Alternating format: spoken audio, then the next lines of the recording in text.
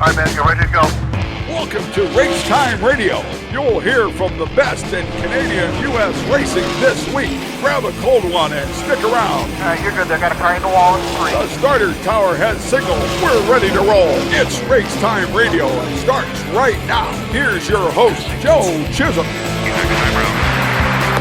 Everybody have a safe one. Keep her in one piece. And good evening, everyone, and welcome to Race Time Radio. Here we go. Night number 2 of our year in review for 2025. Didn't have enough time to get it all in show 1. So here we go with show number 2. And every one of these stars you're going to hear from tonight did something special here in Canada and maybe across the border into the U.S. As our first guest that comes up is Robert Wickens. We all know the story of Robert Wickens. Had a terrible IndyCar crash, took away his ability to walk, but it didn't take away his ability to compete. Robert Wickens climbed the mountain, did everything he needed to do to get back behind the wheel, and that he did. Just an amazing story, and Robert Wickens is going to be our first guest that we'll hear from tonight in our year in review, and what an inspiration this man is. Let's roll it. Let's hear from Robert Wickens. Now, how you doing, Robert? Doing well, thank you. How about yourself? Fantastic, my friend. What an inspiration you are. I put on my Corvette sweater today because I am a Corvette owner as well. Now, mine goes back a ways. I'm back in a silver anniversary, 1978, but I love your Corvette. You and me both. I mean, I think that's the beauty about Corvette fans. I think once they're hooked for life. And after driving the Corvette Z06 GT3R, it's actually the first Corvette I've ever driven. So I get the hype. I get the hype for sure. I'm excited. It's been a fun journey so far, and coming up to my home race at Canadian Tire Motorsports Park, it's probably going to be a whole new adventure for me. Robert, that's got to be a racetrack. Of course, you are a Canadian, and I believe we have one other common thread, and that is you are originally from Guelph, Ontario, correct? That's correct, yeah. I, too. I grew up on Stevenson Street, moved up to Owen Sound with my family when we started out young, and as a Guelphite, I've always followed your career thinking, hey, look at that, another guy from Guelph did it. It's awesome. You know, I think, I'm super proud to be from Guelph, born and raised. Most of my friends are still there. My parents still live there. I try to get back as frequent as I can these days, but you know what it's like with life, you know, and babies and everything else, it gets a little hectic. But I mean, I always enjoy myself, and I have very fond memories of my childhood being from Guelph and spending holidays there, and the university, everything has just been such a great town. What high school did you go to? John F. Ross, like me? So I went to Bishop MacDonnell only for grade 9, and then I had to move to Toronto for grade 10. So went to St. Michael's in elementary school, and then Bishop MacDonnell for grade 9 while all my friends carried on there. You gotta love it. You're coming home, really, to CTMP July 11th through the 13th weekend. It's going to be huge. We love having the WeatherTech Series come in for their yearly visit.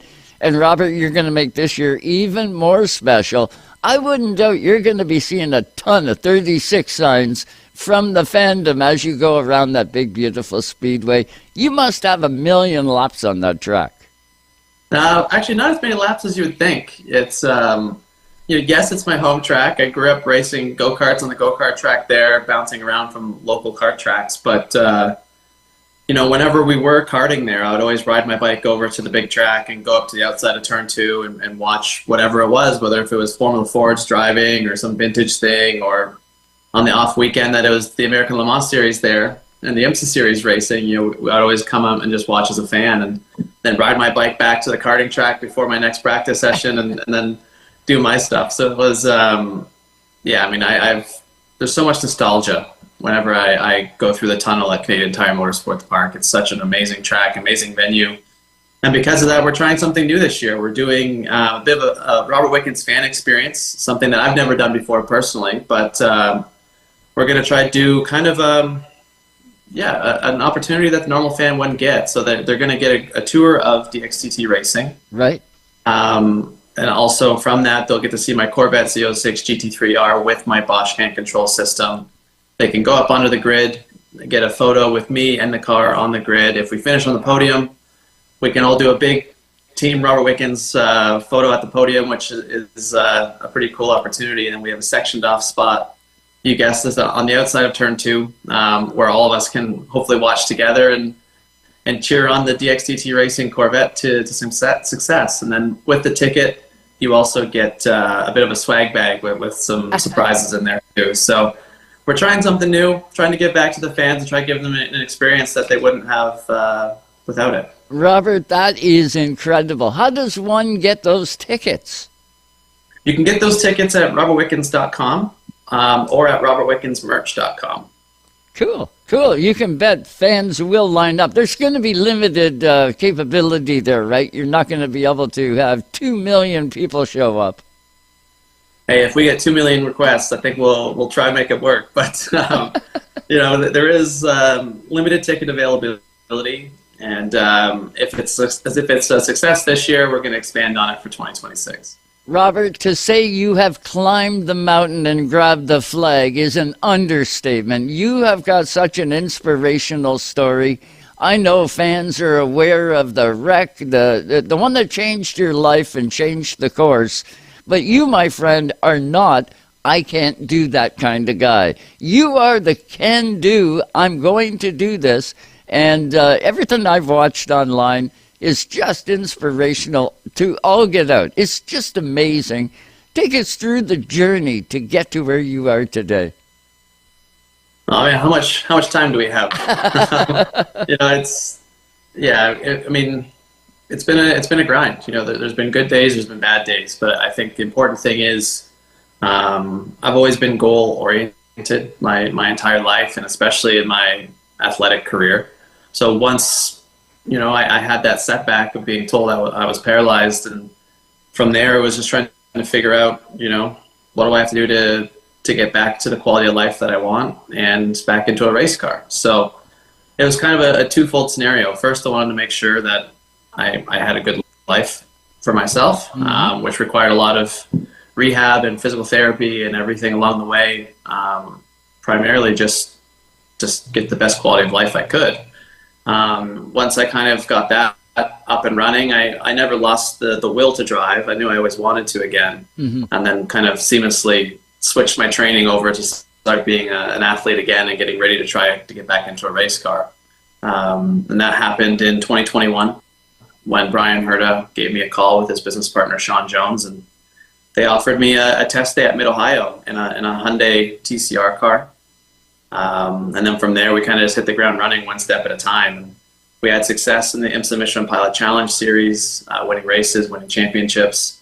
And then the next progression step for me, the goal was always to get to the IMSA WeatherTech Sports Car Championship. And to be doing that this year on the limited schedule is just an amazing opportunity. I wouldn't be there without David Askew and DXTT Racing for having faith in me and seeing it not as a distraction, but as an opportunity to do something that hasn't been done before.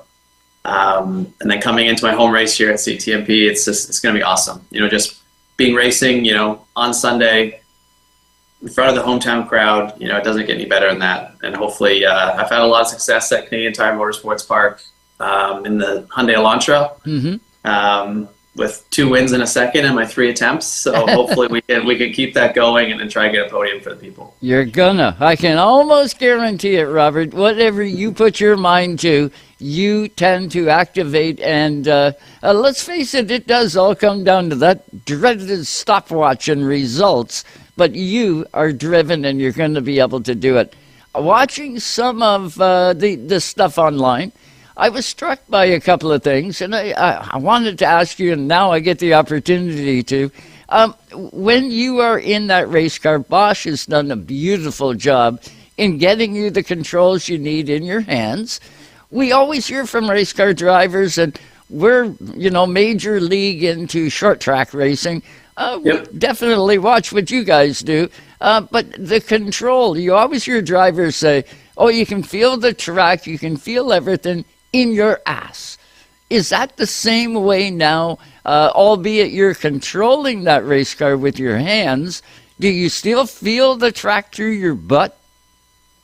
For sure. I mean, honestly, I'm driving the car completely different to what I had done before, but for the most part, you're still driving a race car around the track and pushing it to its limits. And, when I was recovering from my paralysis and I was still in hospital beds, people would tell me like, oh, like even if you drive again, it won't be the same because of the sensory difficulties that you have with paralysis. And I was always wondering what that would feel like. And then when I finally got that chance to drive the Hyundai TCR car in Mid-Ohio and get back into a race car for the first time, it was a wet, rainy, cold day. It definitely wasn't the perfect blue skies I had envisioned and daydreamed about for the countless hours in hospital beds. But, it was almost better because already on like my first lap out of the pits, because it was wet and slippery, I had kind of like an oversteer moment and like I caught the car like second nature, like nothing had changed. Mm-hmm. And then as I continued to push the limits and to find more pace from the car, it was like literally nothing changed. Obviously how I'm operating the car is very different, but the feeling and the sensation that you have with the car into the racetrack, like all of that was just like riding a bike. And it was put a huge smile on my face.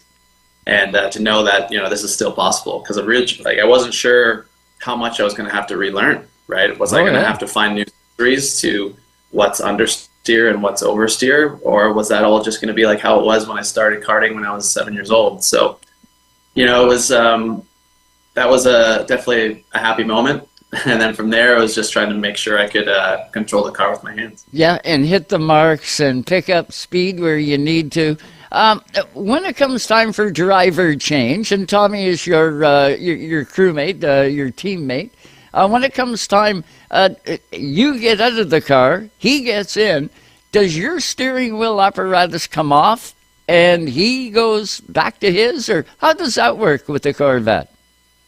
So with the Corvette, and it was the same with the Hyundai Elantra, but the beauty of the system, especially with the integration with Bosch and my electronic braking system that I'm using now, it's just a simple press of a button and it arms my hand control system and deactivates the foot controls. Gotcha. And then when I get out of the car, you just press the button again and the foot throttle becomes active and the foot brake becomes active. And then they drive the car like they normally would. So all of the furniture stays there all the time. Gotcha. So the steering wheel is the same steering wheel. We wanted that because it obviously becomes problematic and delays driver changes if you're having to change steering wheels and do everything else. In sports car racing now, the steering wheel stays on the car at all times. It's not really, you don't take it off for a driver change. You just kind of do the retractable steering wheel. You tilt it up so it gets up out of the way. You get out of the car and then you tilt it back down and get it in position. Mm-hmm. So it was really important in the design process with Pratt Miller Engineering that that stayed a core value. We're already up against the clock in driver changes, and the last thing we wanted to do was to make our driver change more complicated with more steps, right. More than there needs to be. Obviously, I don't have use of my legs, so if I'm getting in or out of the car, I need a helper to basically act as my legs and carry me in or carry me out of the car. Mm-hmm. So there's already a lot more moving parts and moving pieces to what the normal driver change would be for two able-bodied teammates. Mm-hmm.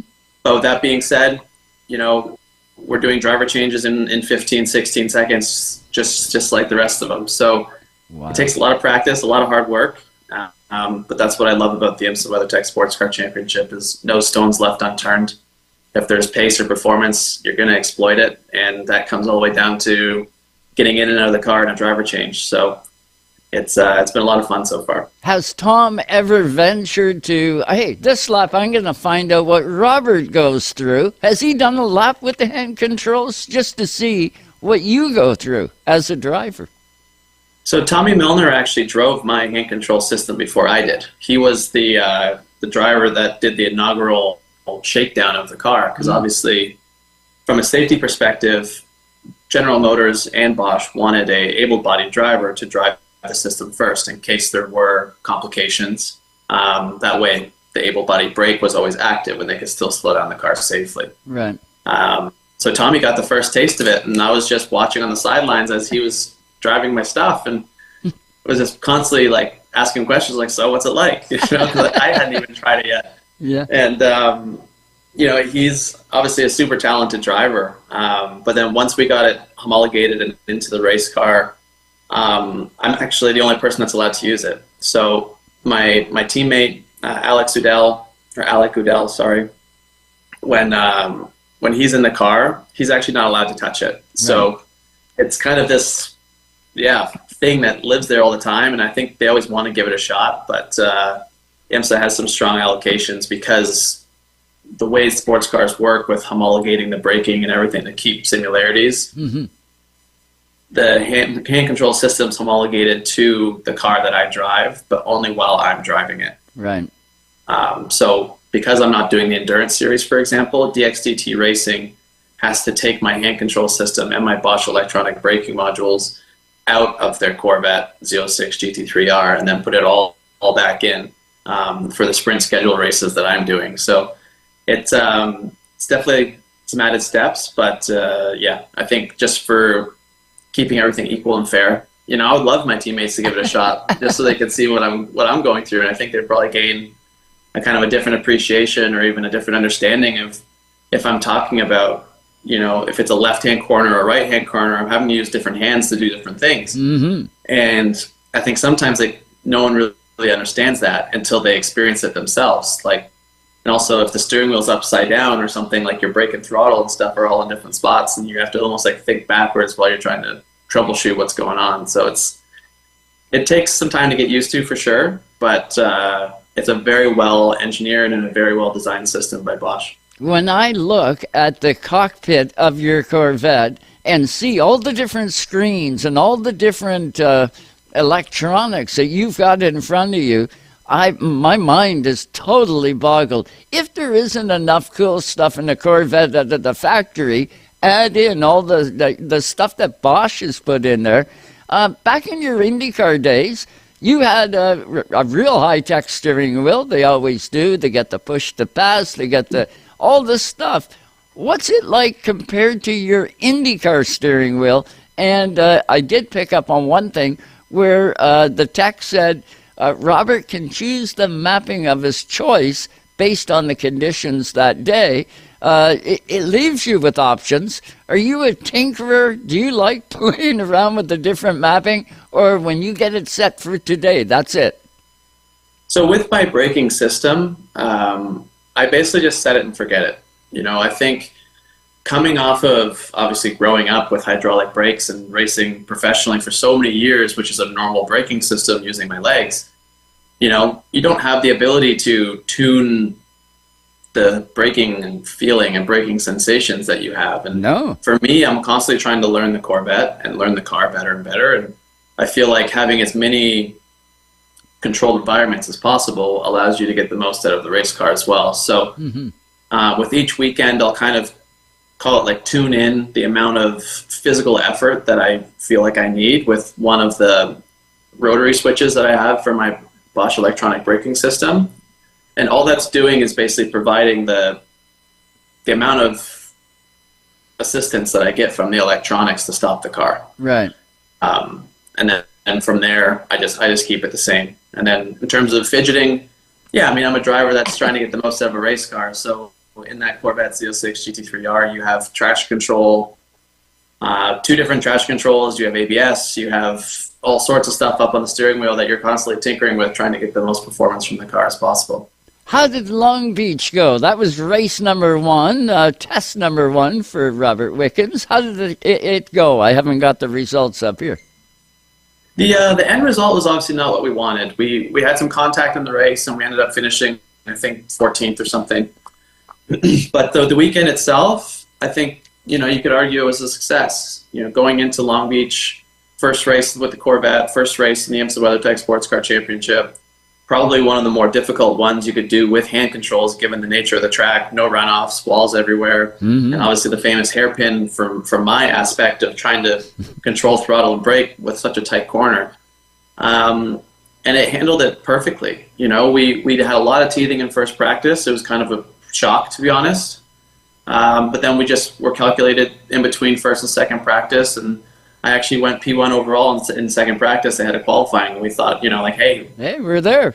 We're in this, right? Yeah. Then we qualified 8th, and then we were running up in 4th when we had contact, and unfortunately had to make an extra pit stop, and that threw us to the back of the field. But it was an amazing debut. Would I have wanted to finish the race higher up, obviously, but Sure. it was as a proof of concept. I think we proved that we can be competitive, and then we took that same competitive nature into Laguna Seca at the next one in May. And then that's been it so far. So I haven't driven the Corvette since May, and I'm itching to get back, man. It's been a long time. DXCT has been doing a great job. They were nearly on the podium at the 6 hour at the Glen a couple weeks ago. If it wasn't for a failure late in the race that prevented them from doing it. So we're doing all the right things. It's just the team needs some luck on their side, and hopefully we can get that this weekend. If you're just tuned into Race Time Radio, welcome aboard. We are with Robert Wickens heading for CTMP July the 11th through the 13th. It's going to be huge. WeatherTech Series coming in for their yearly stop, and this one's going to be a barn burner and more special because we got Robert in the 36 Corvette. It's going to be right off the hook. When we get to that weekend, Robert, qualifying versus practice, everything else, is a track position huge in the GT3 class? I mean, I think track position is always important, but with it being a 2 hour, 40-minute long race, there's a few pit stops in there. There's a lot of strategy options. And I think that the beauty of the IMSA WeatherTech Sports Car Championship is it's a little spontaneous, right? It's not necessarily a cookie cutter strategy at any point. You can go off strategy and make a lot of things happen. Canadian Tire Motorsports Park, it's so fast, it's so flowing. And with modern race cars, with them relying so much more on aerodynamics compared to like in years past, it's always a little problematic. But honestly, the track's so cool that even if you're the following car or what, like it's so easy to make a mistake around there that there's always opportunities. And I think that's the cool thing about the Canadian Tire Motorsports Park. Obviously, it's a multi-class event. Mm-hmm. So the LMP2 cars are going to be the headline class at CTMP. So you're going to have to be dealing with faster prototypes passing you and trying to find your place there. I'd be lying if I said that track position isn't important. Everyone wants to qualify first and win the race. So right. I think there's going to be a mixed focus because even if you don't qualify at the front, you can still make a lot happen. Yeah, and you're going to make it happen quick. That's so cool. This is going to be such an extraordinary weekend.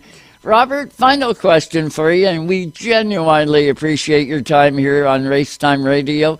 Where is the pot of gold? Your mind works different than probably a lot of us. You are results-based, and you're totally driven. Where is the pot of gold? Is this it? Are you happy where you are and next year go with a full-time deal? Or do you have aspirations to keep on going up that mountain? Well, I mean, I think you need to take it one step at a time, right? Like right now, I'm only doing a partial season with DXTT Racing and the Corvette. I would love nothing more than to have the opportunity to be a full-time guy next year and do the 24 hours of Daytona, the Sebring 12, Petite Le Mans, 6 hour at the Glen, and all the others in between, right? So that's kind of goal number one for me, is to be a full-time guy. Mm-hmm. Hopefully we can challenge for championships. And then, if you can prove that you can win week in, week out and be a reliable source, I'd be lying if I said I didn't want to race or at least test the GTP car, right? Like those things are so cool. But right now, I think thinking short term to long term, if I could have a 5-10 year career with Corvette racing in GT3s and GTDs all around the world, I think it's a really cool opportunity. Your wife Carly has been beside you all the way through. What's she like now with you getting back into a race car and going out racing competitively? I mean, Carly's been nothing but supportive this entire journey, right? I think she knew that I always wanted to race, and ironically, I feel like sometimes she's more competitive than I am. So I think she gets some enjoyment from our success too, and that's the whole thing. Like we've just been a team from start to finish, and now our teamwork looks a little different with a little boy at home that just turned 3 yesterday. Yep. We got twins coming on the way later this year, so it's been it's going to be a bit of craziness in the Wickens household in the future. You're a bugger for punishment, Mr. Wickens. Yes, you are, but you're full of love and you're full of competitive spirit, and that's what we all love. Coming off of Canada Day weekend, I got a feeling July 11th through the 13th is going to feel a lot like Canada Day with you back in a race car, especially a Corvette. Absolutely. Yeah, it's going to be awesome. Robert, thanks so much for the time. We genuinely appreciate it. Love to get you back on after, too, and we'll talk about the win. I'd love to be there. Thank you. So cool to hear Robert's story, isn't it? What an inspiration. And my dad, he will be inducted into the Canadian Motorsports Hall of Fame. It was just announced a couple months ago. We had Robert back on the show to talk about it. You can catch that interview on our archive. You can get to it on racetimeradio.com or our YouTube channel. You can get to it that way as well. Now we're going to slide out, take a quick break here on Race Time. And when we come back, we have to hear from Trayton Lapcevich. We heard lots from Trayton throughout the course of the year. It was a different season for him. He wasn't full tilt in, Cars Tour or what have you. It was select events for Trayton in 2025. And how about this? He got behind the wheel of an ARCA car this year and not only went out and competed, he went out and won. Tonight's Racetime Radio is brought to you by Quick Fire Starters, the world's best fire starter. Napa Auto Parts Stores, Port Hawkesbury, New Glasgow, and Antigonish, Nova Scotia. And by Canadian Tire Motorsport Parks at CanadianTireMotorsportPark.com. Since 1955, Ed Stewart's Kubota in Erin has provided top-of-the-line equipment featuring a full line of Kubota tractors and attachments. Let our knowledgeable veteran sales team match you up with the right product, complete with full parts and service for 70 years. Stewart's not only gets you going, but keeps you going. Stewart's Equipment. Get the job done. Going sprint car or modified racing? GSR chassis are for you. With countless hours in R&D, engineered data, and telemetry, GSR chassis are driven to win with the best materials, handcrafted by qualified technicians, manufactured to precise specifications. Every GSR chassis comes with technical support. Chassis are sold as a roller or turnkey, ready to take the green flag. To beat the best, you need the best with GSR chassis. The NASCAR Canada Series is on Rev TV, Canada's only national touring series, featuring the best drivers in the country, racing on challenging street circuits, ovals, and road courses. The NASCAR Canada Series on Rev TV. Brought to you by WeatherTech Canada. It's time for over 30 years. Quick Fire Starters have fueled this sport on and off the track, making lighting your campfire as easy as 1, 2, 3. There's no need for kindling or paper. Just pop your Quick Fire Starter in the pit, add your wood, and presto, you're a pro. Quick Fire Starters. No harmful chemicals, and guaranteed to light your fire every time. Quick Fire Starters, the world's best fire starter. Tonight's Racetime Radio is fueled by AP Race Fuels, the worldwide leader in race fuel technology, and by Rev TV Canada. From 2 wheels to 4 and so much more. The race is on Rev TV Canada. The ARCA Menard Series is the premium division of the Automobile Racing Club of America and a key NASCAR regional feeder to the big leagues of stock car.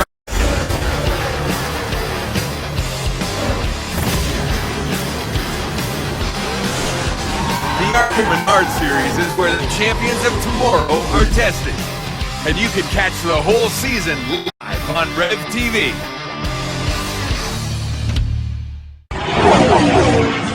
From the high banks of Daytona, we cover it all. Ooh, that's going to leave a mark. And now, back to Joe's. Hey, shake and bake, Cal! Woo! Shake and bake! Here on Race Time Radio.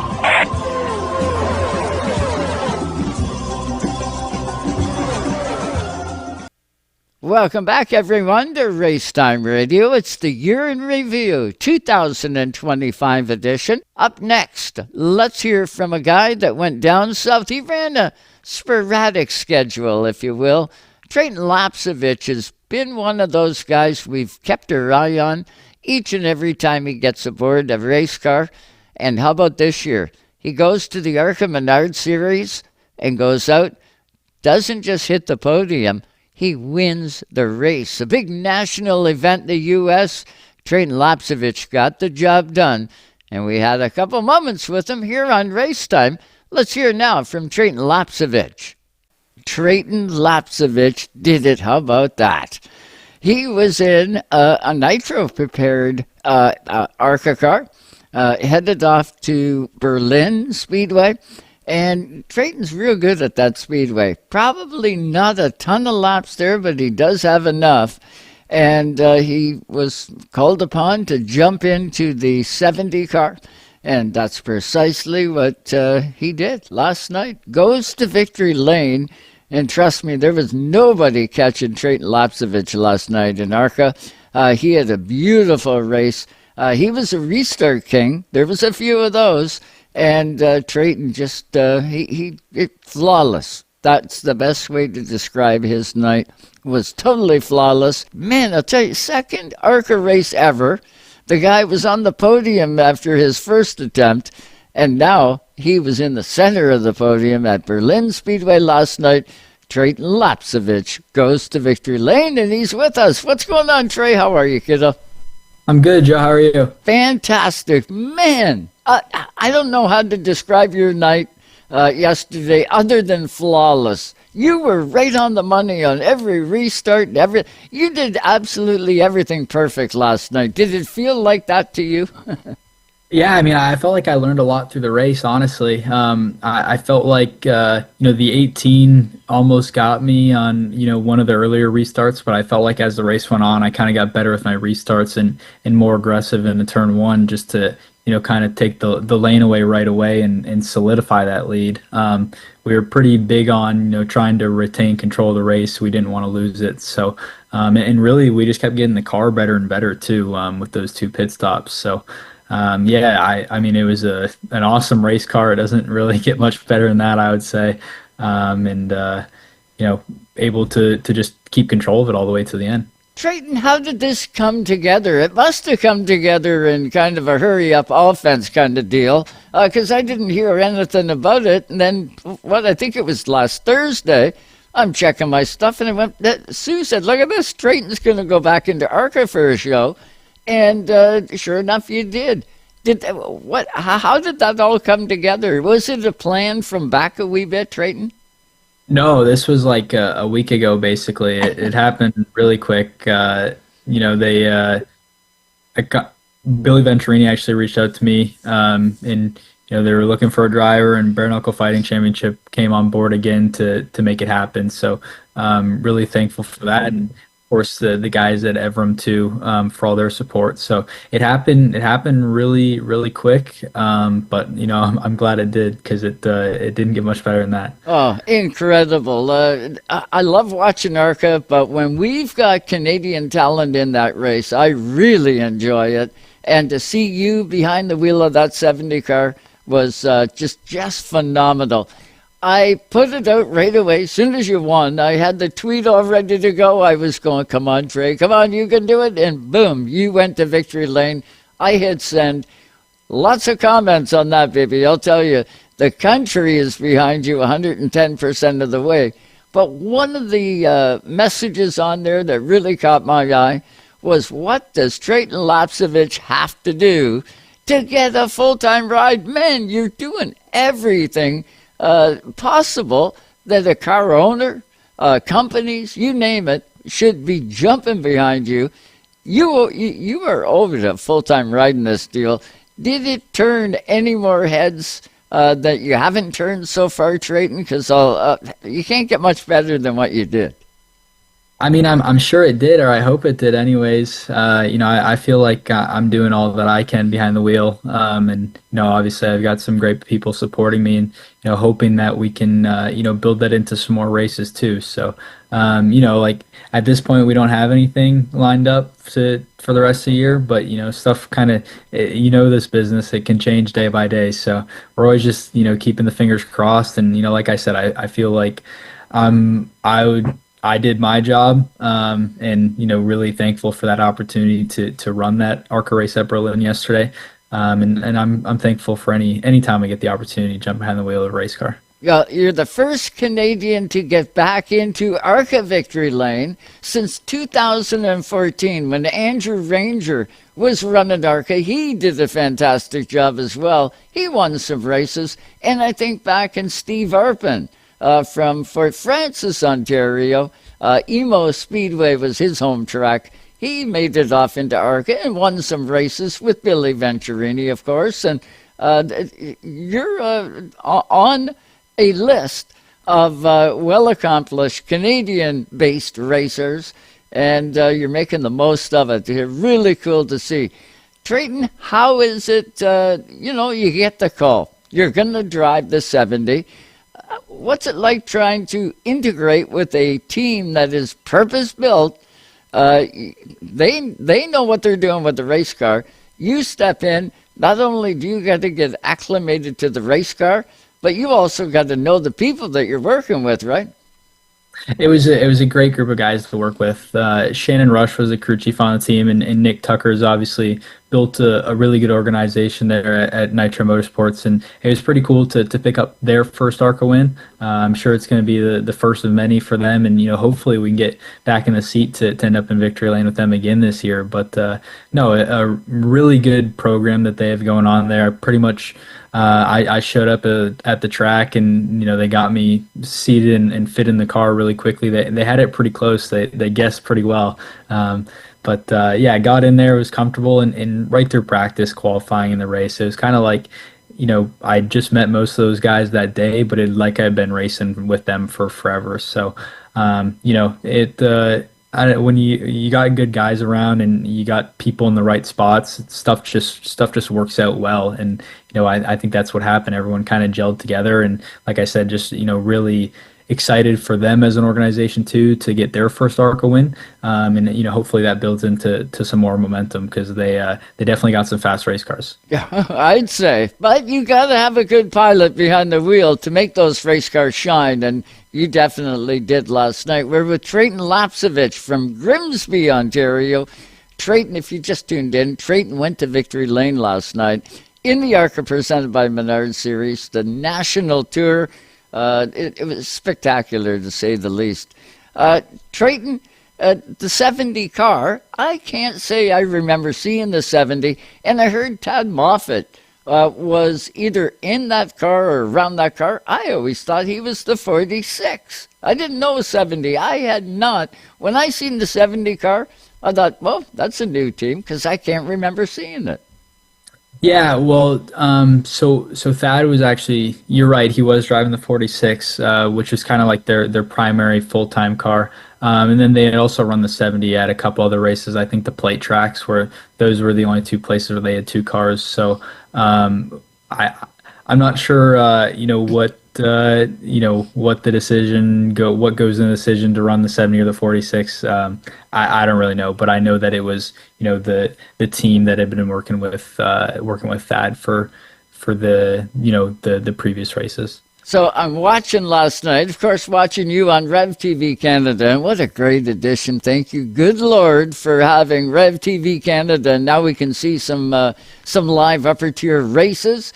So cool to see that. But I'm watching Rev TV, watching your race, don't want to miss a lap, but yet the APC series went green at Peterborough Speedway, and Trey, you know me, I got to have that one going as well. So now I got the two going. And I noticed that Glenn Stiers come into the pits, and there's your dear old dad, of course, Jeff Lapsevich. He crews and crew chiefs on the zero for Glenn Stiers. And I picked up on it and went, oh my God, Jeff won't even realize that Trayton just went to Victory Lane. He probably did. His phone would have went nuts with everybody letting him know. But I thought, wow, isn't that something?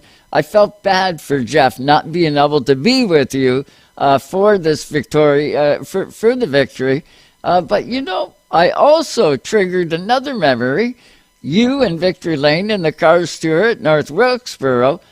Daddy-O wasn't around for that one either. It was Mom. So now pressure's on, right? You're going to be taking your mom and tell your dad to go do whatever because you want to win.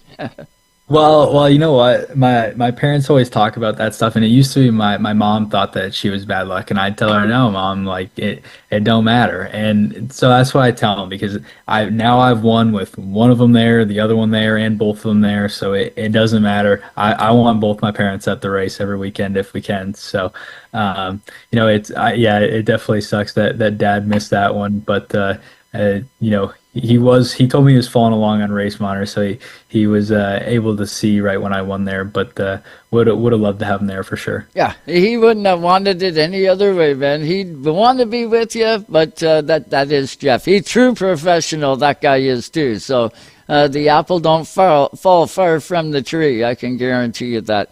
So how was it left last night? You're celebrating Victory Lane. You're coming down off the moon. Did they say, hey, Trayton, we could be in touch with you here in a couple of days? Was there any talk about going forward? Not at the moment. Like I said, it's always kind of it's a day by day thing, right? So, you know, I'm sure there's other ARC opportunities for the rest of the season. It's going to be all about if we can, you know, put the partnerships together to be able to make it happen. So, you know, right now we don't have a plan right in this moment. But you know, it is a Sunday and everyone's kind of winding down, relaxing a little bit too after a busy weekend. So I'm sure stuff will start back up Monday, and we'll get back after it. How was your phone after that win? I can well imagine that it would have went cuckoo.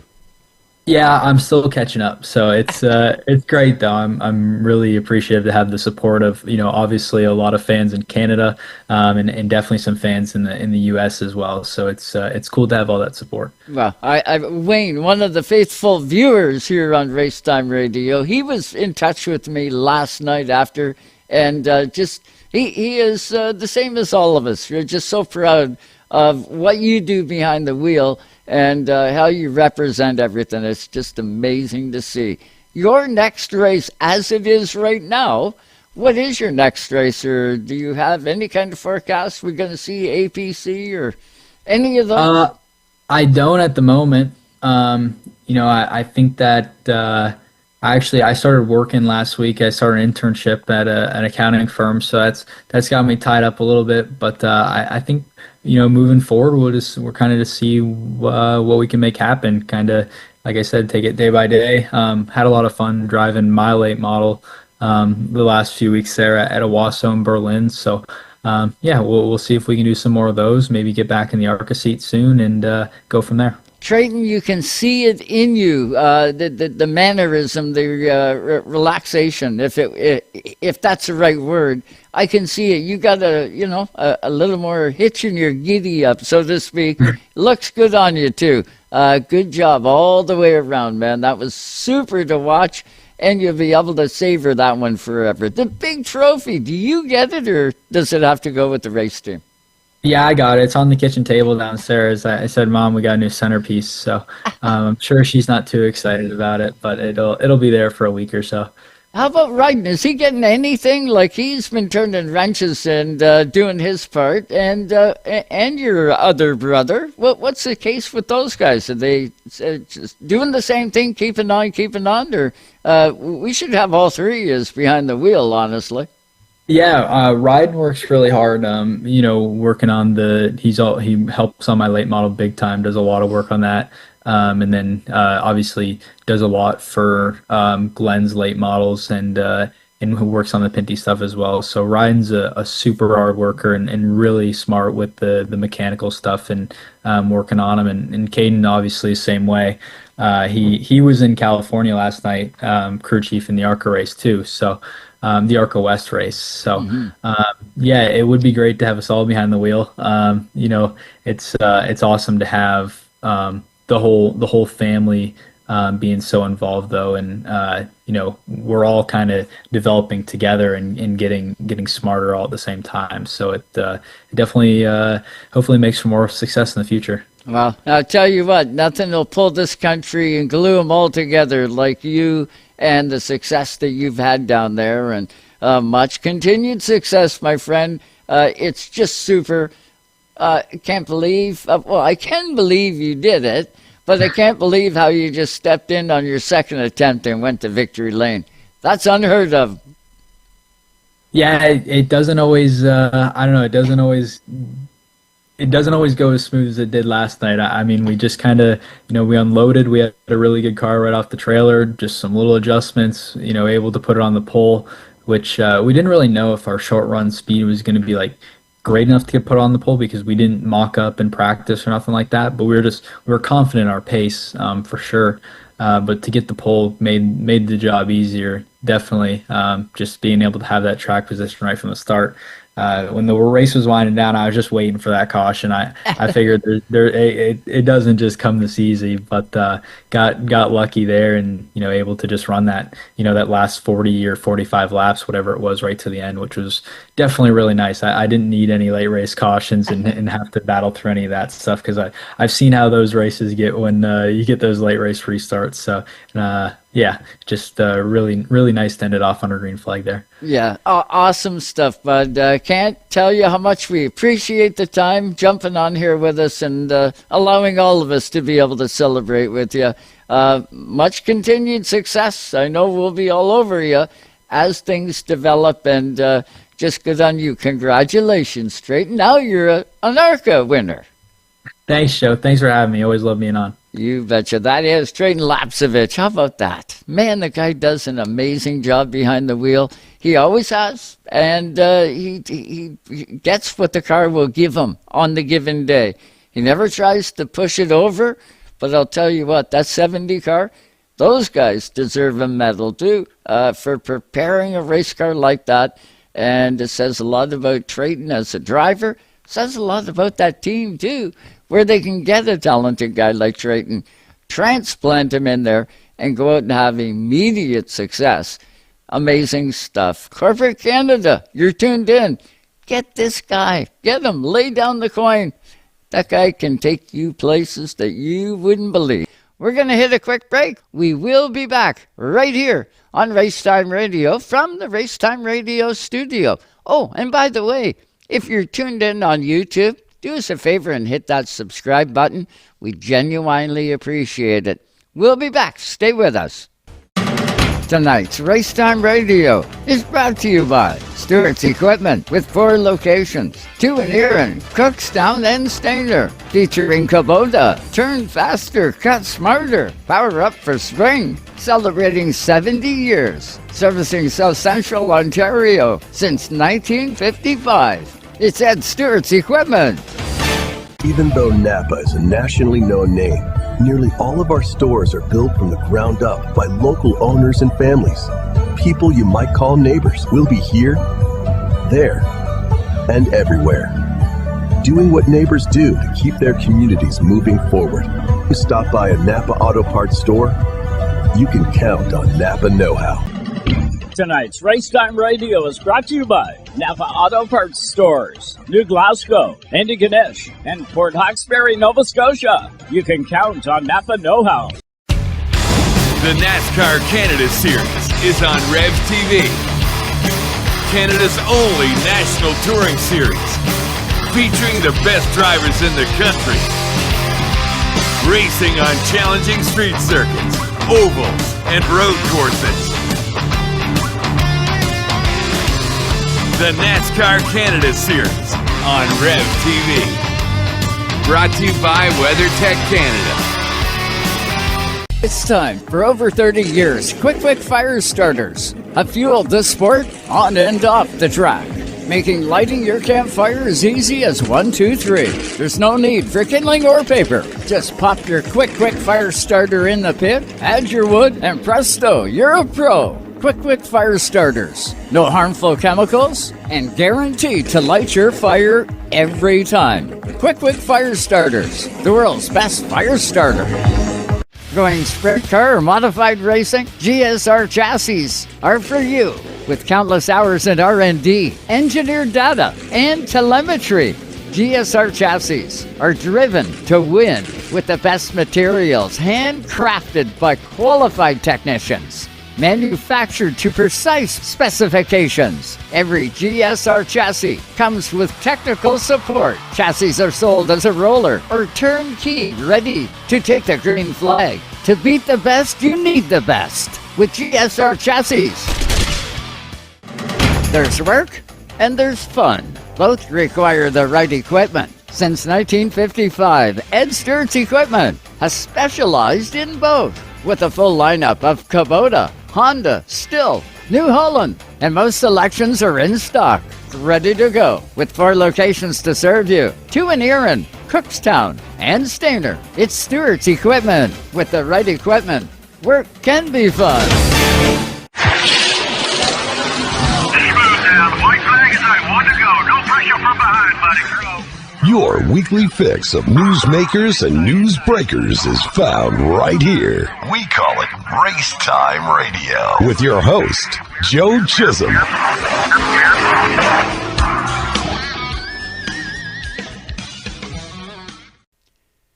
Welcome back, one and all, to our year in review for 2025. Man, what a magical year it was. Kyle Steckley was another driver that we heard lots from in 2025. He got a lot of big wins, came ever so close to taking the APC championship home once again, and he did a great job in ASA Stars Tour competition. But the news release came down that Rhett Jones and Kyle Steckley would be parting ways. We will get updated in 2026 with Kyle Steckley. I'm sure that guy is he's going to hit the ground running, and he'll have lots of big news in the new year. Kyle Steckley is the real deal. We will hear from him. We're working our way across the country, and now let's stop in the province of Saskatchewan. The biggest news coming out of Saskatoon this year had to be the number 12 of Matt Shirley. Matthew Shirley not only won the championship for the super late models at his home track, he also competed in a couple NASCAR Canada events. Didn't get the results that Matthew wanted, but nevertheless got some more experience that he's going to be able to put in to his efforts in 2026. We'll have to wait and see what all comes out for the new year. But nevertheless, let's hear from Matthew Shirley and his championship super late model team. Here he is. What's going on there, Matt? How are you? Finally relaxing, Joe. Thanks for the great intro there. That's a great summary of basically our entire season. We were crushing it, and yeah, it was busy. Yeah, I would say a real busy season. You even took one in at Penticton Speedway, right? You went and did the 300 again this year. Yeah, no, that's been something that the Seabirds out there and what they've been doing up in Ticton's been awesome. So when you see that kind of resources get put into a racetrack and the ups and downs that they've been going through whenever they're putting on a big event, you definitely want to put it in our schedule. And I kudos to the tracks for working together, because they put our Bridge City 200, our big 10,000 to win race, 2 weeks before theirs. Everyone had the local racing off, so we basically had 2 large late model events in BC and Saskatoon for the month of August, so everyone could focus on that. And it was truly a great event, both sides of it. I know weather was something that we struggled with all year, and obviously with the NASCAR Canada Series, and then as well locally out there too. It's great for the farmers. I mean, it was wet, so hopefully everyone's crops came in good. Yeah. Let's hope our farmers did real good. Yeah. Lord knows that these tariffs are driving the rest of the country insane, and it would be nice to see that all get settled and taken care of. But I guess it's got to be one step at a time, especially when we're working with what we're working with. So, Matthew, let's talk about the championship, shall we? Let's start there. Saskatoon, a tough racetrack. You've got crafty veterans that you race against each and every time you pull the super laid out. You got Trent Seidel and you've got Gaunt. You've got, the list is long. To champion amongst those guys is really saying something. How did your season go? Was it based on consistency, or did you do this one based on wins? This one was all the consistency. It was, we came out, we won the first heat race of the year. And then after that, it was basically just that the way Saskatoon works is that they always go fast cars to the back. So the way your features are based off of, it's inverted qualifying for the first race. Then after that, it's your inverted average feature finish. And then in your heat races, they just keep inverting. So it was and when you say like the competition that we have, Chantal Kalika, who used to be a NASCAR driver herself, very established, she's joined the late model. She went down to the Montana 200 this year as well. She has 2 cars, so she's a great staple to the division. And then we got Jim Gahn, like you said, who's the 2-time defending champ. He tied with Chantal last year. And we got Jared Redekop, who's probably one of the most, like he was in late models before I was. He's an absolute staple out there, and their team is they always come out with speed. He had some mechanical issues this year, which gave us an edge on him. And then we got the Howletts as well too. Rob's son Sam they had a new Pathfinder a couple of years ago, and they've been just tuning that thing up more and more. And then we got, like you said, Jim Gaunt, Tim Cameron, Dave Bowen, 2 other Wiley vets who've got their own championships and been racing 40 plus years. So it's quite remarkable when we were able to come home with the championship this year. We had a left-hander, like our one we won 2 championships with. Yeah. The only upgrade we could really do to the car was if we could get something a little bit lighter. So lucky for us, there was a newer left-hander that came available out in Washington. So we actually met the gentleman down in Glendive, Montana in the off season. We got an upgraded chassis. It was still used, but we put our shocks, our drivetrain, engine, everything into it. And that was the closest to a first race that we pushed it a little close. I'm not going to lie to you, Joe. It's like I had my younger cousin, Zach, join the race team this year. And I told him, it's like, I know it kind of looks stressful, but it always comes together. You'll see it. It's magic. And then it's like 1 a.m. the night before the first race. We haven't practiced with it. We're still doing it up, or I have it on the scales. And I'm just like, yeah, Zach, it's not usually this close. I lied. Yeah, but no, I give the team. It was probably one of the highlights of the year was our first race. Again, like we took all the measurements of where like suspension components were on this car, right? And we throw it into this other one, 0 practice, and we hit the track the first day. Everything was tight, and the car had more raw speed than we've had in our previous car. So I give our team 100% credit. That was a championship move in the first race day of the year. And little did we know that we needed every point that we could get, because it was a long season with a lot of adversity, and we kept moving to the front, and that was the biggest thing. We got snake bitten a couple times. We almost had the 150, got used up a little bit in that one, finished second. And then we also in the 200, we had a real fast car, and we just had some radio issues at the beginning of that race, fell back, regained ourselves. My young brother Connor was spotting for me that race, got it figured out. He did a great job. We moved our way and got back up to second. And in Penticton, in Penticton, we had a radio die on my regular spotter, Brooks, on lap 2. I thought my cord came unplugged, Joe. And then it's like, we fall back, and all of a sudden I hear Dad pop up on the radio. I'm like, well, I'm still hooked up. He then swatched his radios out. He must have had just a dud battery, even though it said it was charged. And then we worked our way back up to 4th in that race, which was awesome. And we ran the fastest lap in the last 25 laps on that green, white checkered finish, essentially. That's at cool. the very end, so that was awesome. So the new car worked good, not only at Sutherland, but it worked good at Penticton too.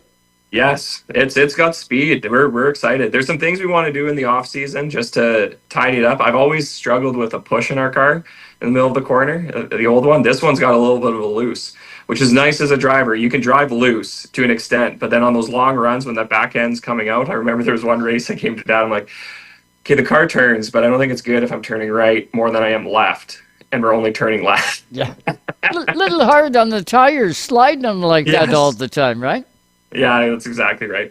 So is it safe to say, Matt, you'll go back and defend in 2026? Is that the whole plan right now? We have to assess. There's been a lot of exciting, like we've been really blessed, like you said, with the tariffs and everything. We got a chance to do 3 NASCAR races this year, and we have a great sponsor in Crush It Hard Iced Tea, and we're kind of tagged into them on a local talent going on a national level more when they expand their business. So there's some things that they're dealing with, but the idea is that we want to try to get out there more in the areas that they're racing in or that they're promoting their product in.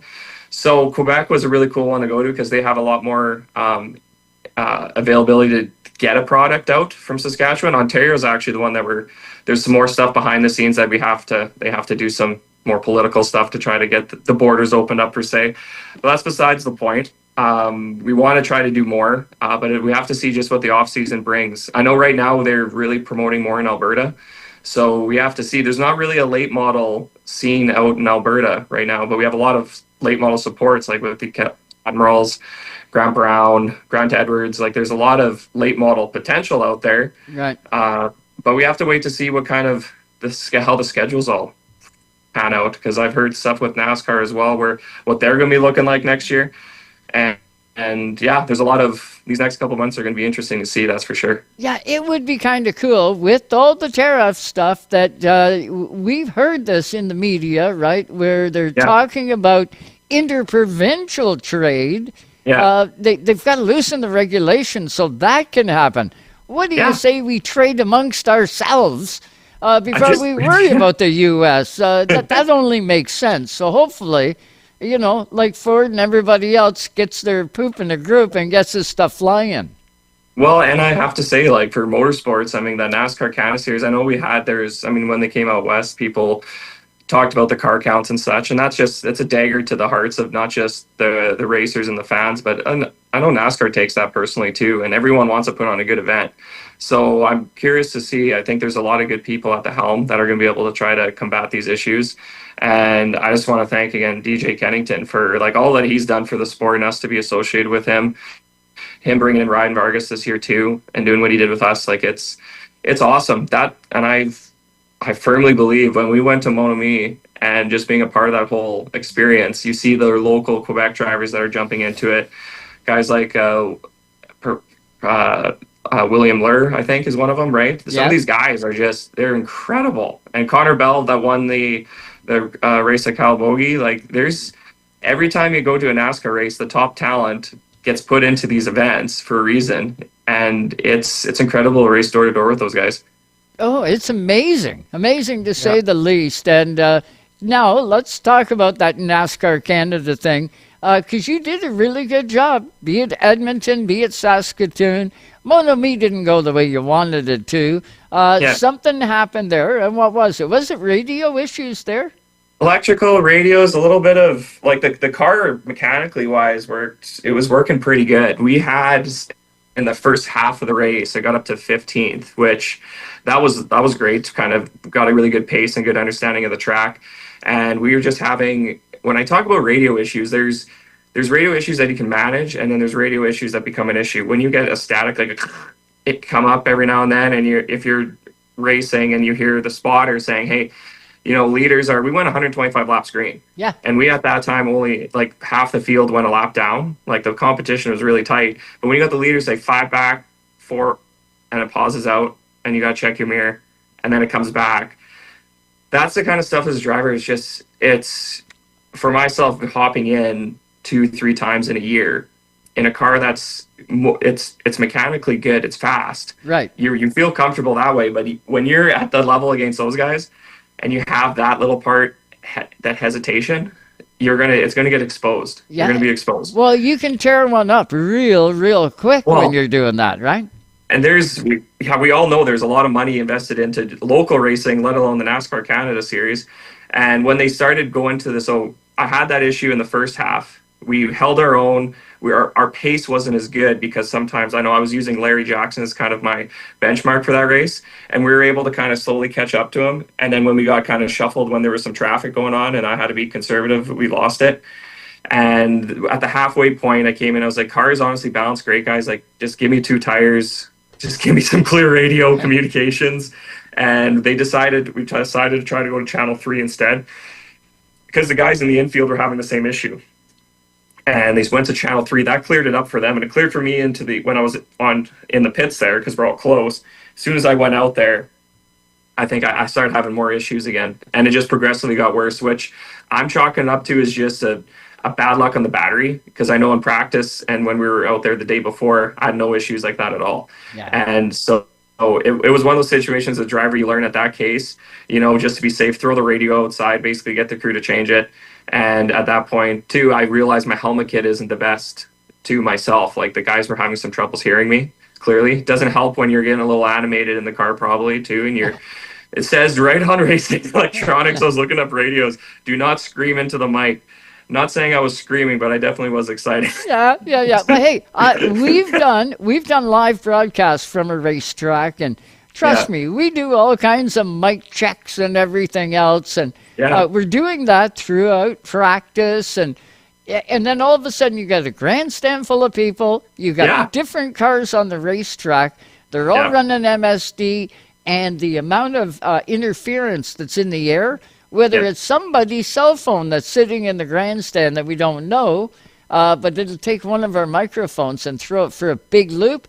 I'm at the disadvantage where I need that microphone back to change it at the actual, in the booth. I have to change the programming, and consequently, you're scooped. That's got what you got. So I can hear you when it comes time for having interference trouble, and you're sitting in a $100,000 race car. You don't want no mistakes, and good on you for recognizing it and saying, you know what, enough's enough. I want to do this again. How did Crush and it enjoy the race? Were they at it? They weren't at it, but they were following along for sure with us. I kind of sold them the idea. I know there was a talk of this kind of triple crown idea earlier on in the year, which would have been trying to, like I said, the NASCAR people, they're putting good incentives, kind of putting programs together, trying to make this happen. And when I heard that it wasn't actually going to come to fruition, we still pitched it to our sponsors saying, hey, us going out east is still going to show good initiative on us.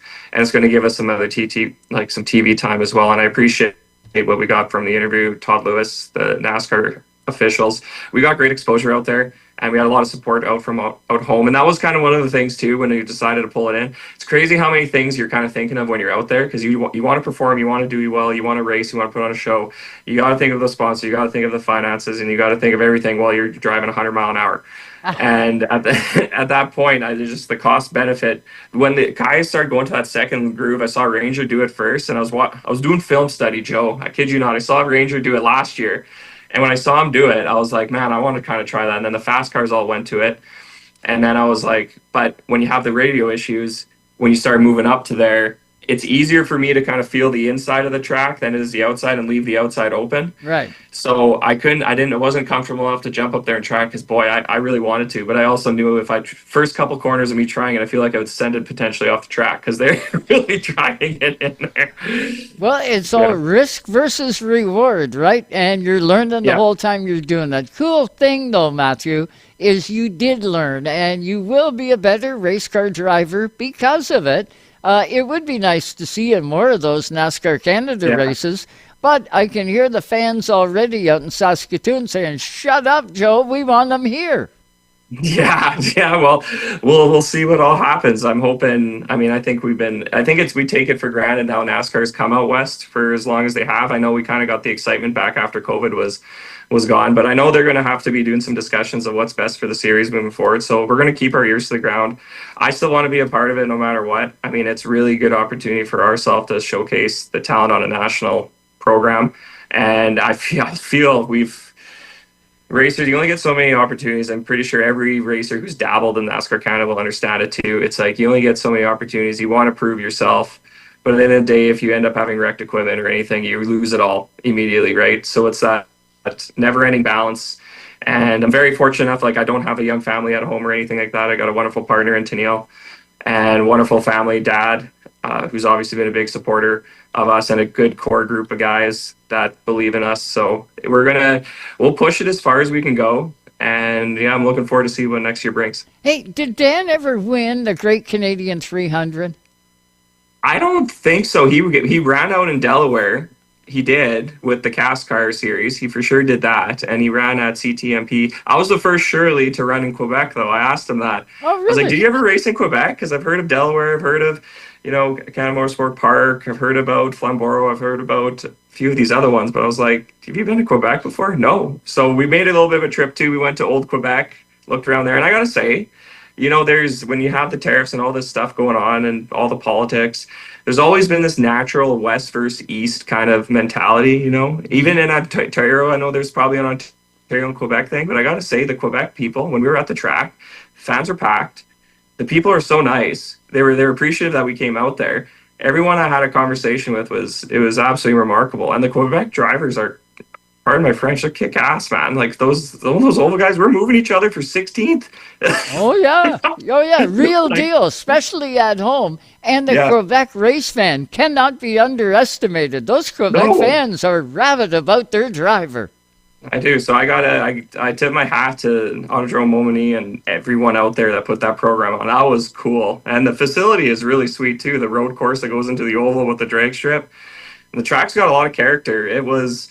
My spotter told me, he's like, I think you got to try scaring yourself going into the corner, going into 3 a little bit more. I was like, Brooks, I've been scaring myself every lap so far.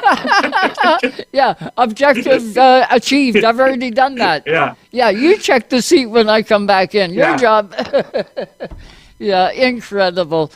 This has been great catching up with you. Hey, can I ask you, for race fans that watch Racetime Radio and visit racetracks, they're used to seeing racetracks owned by a guy or owned by a family. And that's the way that 99% of racetracks operate. You got a family or you got a guy and he does it. It's different at Sutherland Automotive Speedway. It's an association. Can you just give us the 2-minute version of how it is at your place at Sutherland Automotive Speedway?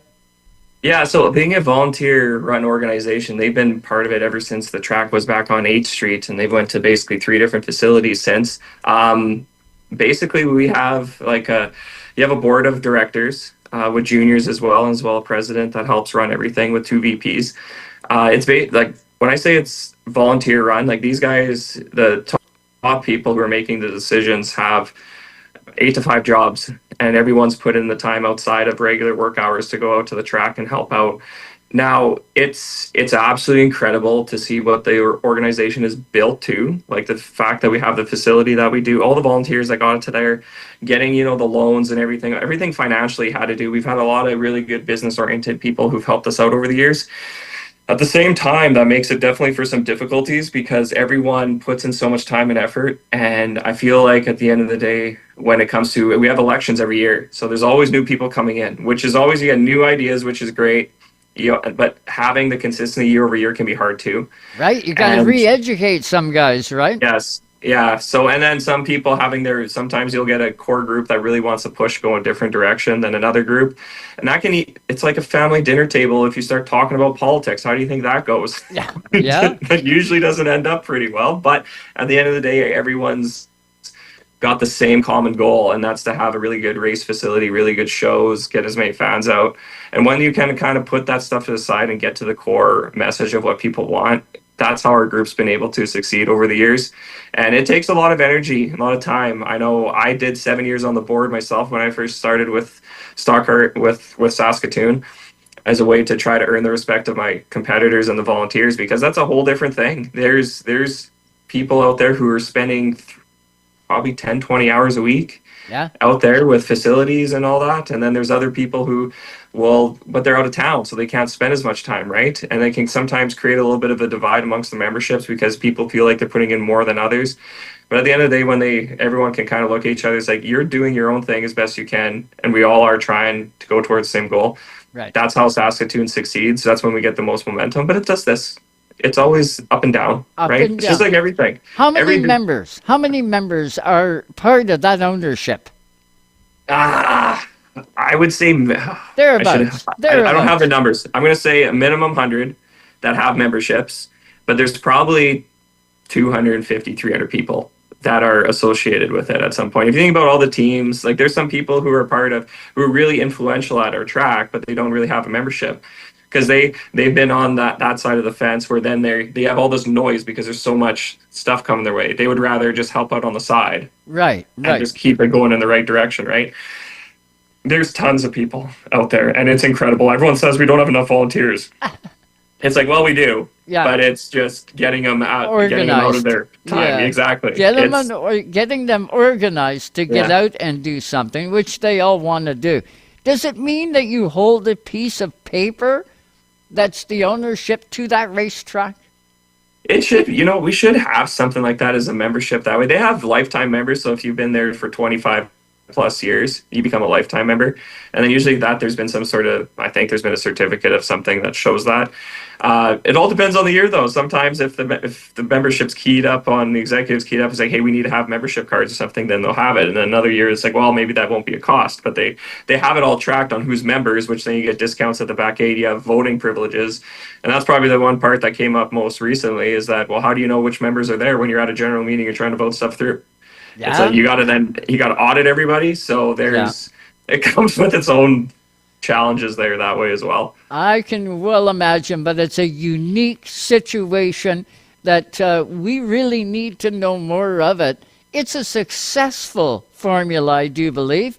Is it a profit-loss situation? Are you guys able to make a profit? It's a non-profit is how they're organized now. You can't just keep going into the hole. Like we have sponsors that help offset a lot of the costs, right? Right. And then we're still very dependent on obviously fan turnout and putting on good shows.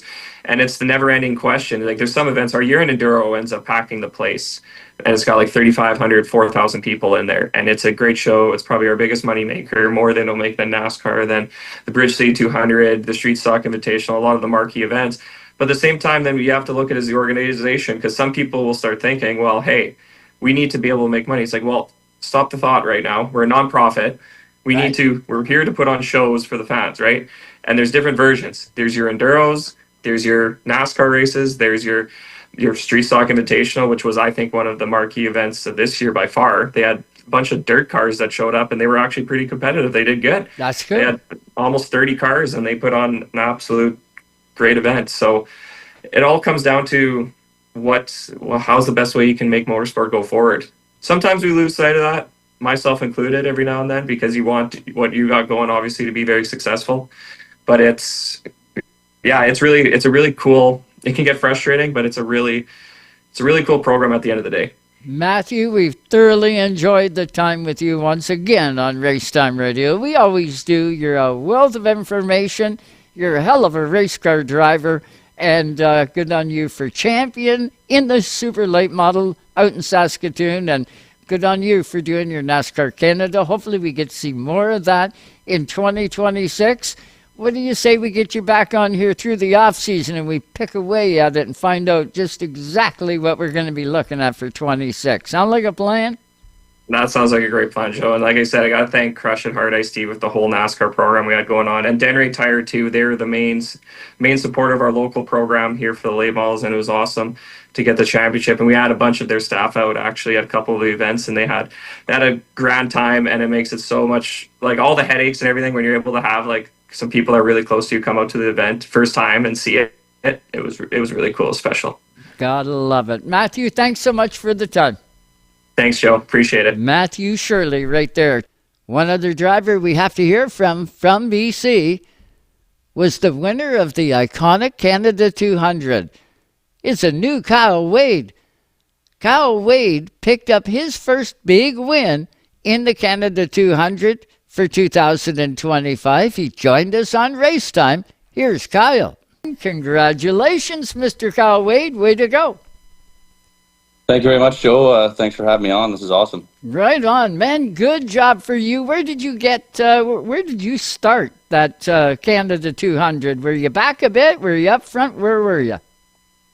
We started inside of the second row, qualifying in the first. I mean, minus Daryl Crocker, he was about a 15.4, and then everybody else was within a tenth of a second from second to about 8th or 9th. So it was a really tight field, and track tightened up for qualifying, and we missed the setup a little bit, but we were right on our pace for the whole weekend kind of thing, and we were just hoping to get a little bit more out of it for qualifying, but gave us a good starting spot in the main event. So kind of stayed out of the heat of the action in the middle of the pack there for a bit. And it tends to get that way, right? Everybody wants to win that iconic race, and yeah, fenders do fly at times. Kyle, did you halfway break? Did you do much to the '98 car to keep it going, or did you pit, or did you stay out? What happened there?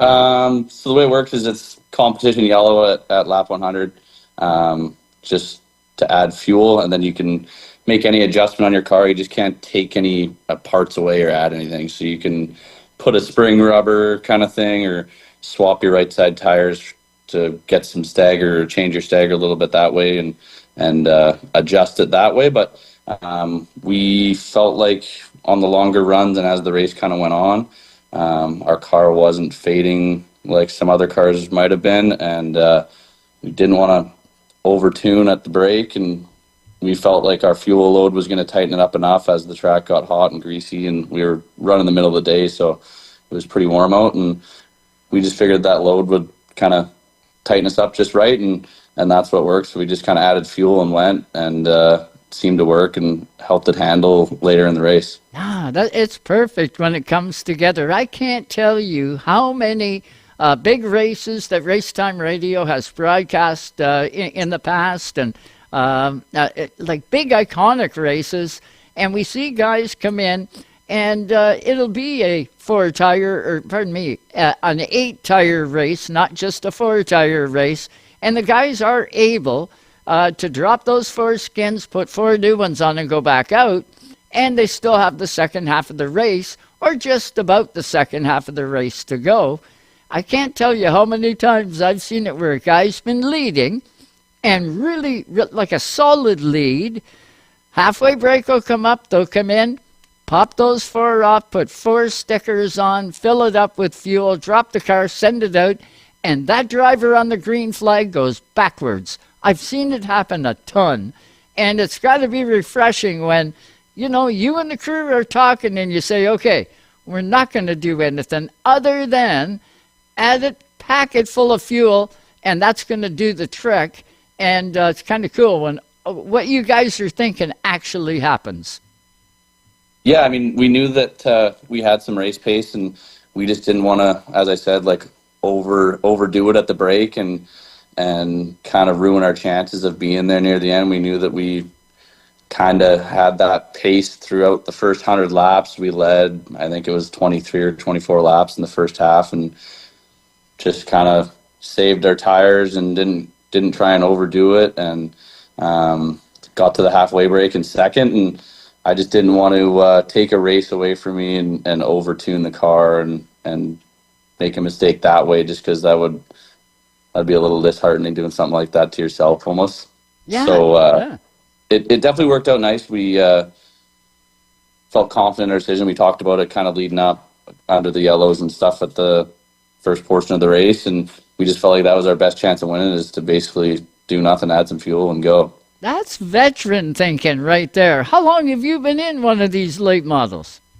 It's only my second full year. Last year was my rookie year, but I raced street stocks for the first 3 years before that. So moved up to the late model last year and did pretty well. And then we've had some tough luck this year with getting caught up in some cautions and wrecks and stuff like that, and finding some things wrong with the car. And we finally got it right for the last race of the year, which is nice. And staying to it all year just paid off, which was really nice. Well, I've seen the interview you did with Cole Sorensen. Great guy. My dad, Cole, great announcer out there on the West Coast. Yeah, he's awesome. Yeah, love working with him. Did the Western Rattler with Cole, and a couple other shows that we did together. But good guy. Watch that interview. That's how I got to know that you won the race and who you were. And was it true that is your first late model win? Yeah, we've stockpiled a handful of seconds here in the last 2 years. We've got 5, I think, couple thirds and a bunch of top 5s, and we just didn't seem to be able to get it done. Last race before this in Quesnel, we battled for the lead for 20 or 25 laps and lost to the hometown guy, Trevor Adelman.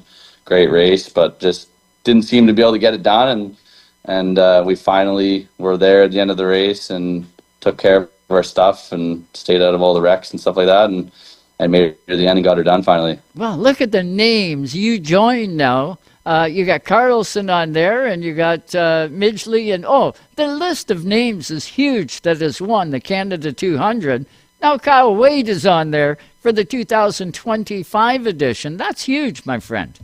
Yeah, there's some pretty cool names on there. Just the last week here, sitting around, kind of checking all the names on there and asking questions, because a lot of them are kind of before my time and stuff like that. But there's a lot of guys on there that I grew up watching and looking up to, and seeing them race in that race for years and years, and to be able to finally compete last year for my first one and be fairly close. I got to ride around very close behind Rory Smith and Corbin Thomas battling it out. I had a front row seat for that one last year. So just get my name on that trophy is a pretty big deal. No one in my family's been able to do it after, I think, probably 8 or 9 tries total.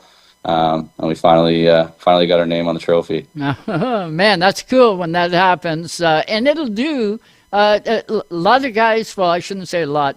There's some people that don't believe in the word momentum, but I'm a firm believer in momentum and mojo and all that. You get winning and you get things and they start working, and, you and the crew connect and the car works the way that you want it to.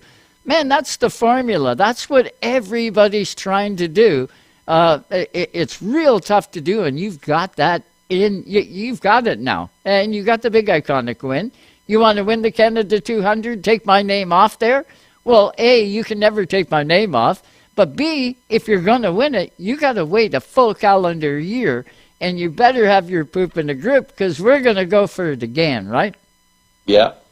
I mean, it's definitely it's a confidence game and stuff, and believing if you can actually get it done or not, and doubt to creep in, and you wonder if you can win one or if you're ever going to win one or whatnot. But definitely nice to get that first one out of the way and for it to be as big of a race as it was. I couldn't be happier about it, and it's nice moving forward to get that confidence rolling and have that thought that we know we can get her done. That's cool. Where's hometown for you? Born in Victoria, but my family moved up to Courtenay, just south of Saratoga Speedway, when I was about 6 or 7 years old. So I've been there for a long time now. That's home. So you're on the island, right? That's out on the island? Yep. Not a long tow to the track, so to speak. It's nice. It's right there, right? Yeah, beautiful facility. Like that place has come a long way in the last 4 or 5 years.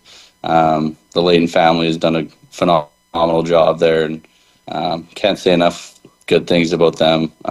They care about the racers and have given us a really nice place and great facility to do so, and invested a lot of their time and their energy to that, and we're super thankful for that. And it's in our backyard. It's our home track, so it's awesome. Yeah, it's kind of a cool spot by the sounds of it. I'm going to make it there one day. I'm going to come and sit with you guys, have a pop, and we'll talk about everything. Introduce us to your crew. It sounds like you've got a little bit of a veteran crew happening there.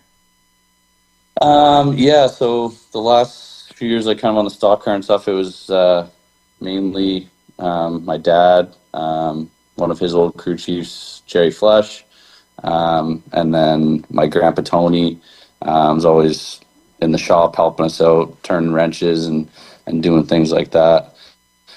I can't thank them enough for all the effort they put in and the knowledge that they share with me. They've been around it for so long, and they know more than a lot of people, and I just try and soak it all up and be a sponge when I'm around them and ask questions and try and get some of that knowledge passed down. And I feel like that's been probably the greatest asset to me, is just having those people around to ask questions and bounce ideas off of, and kind of flatten that learning curve a little bit and speed it up for sure.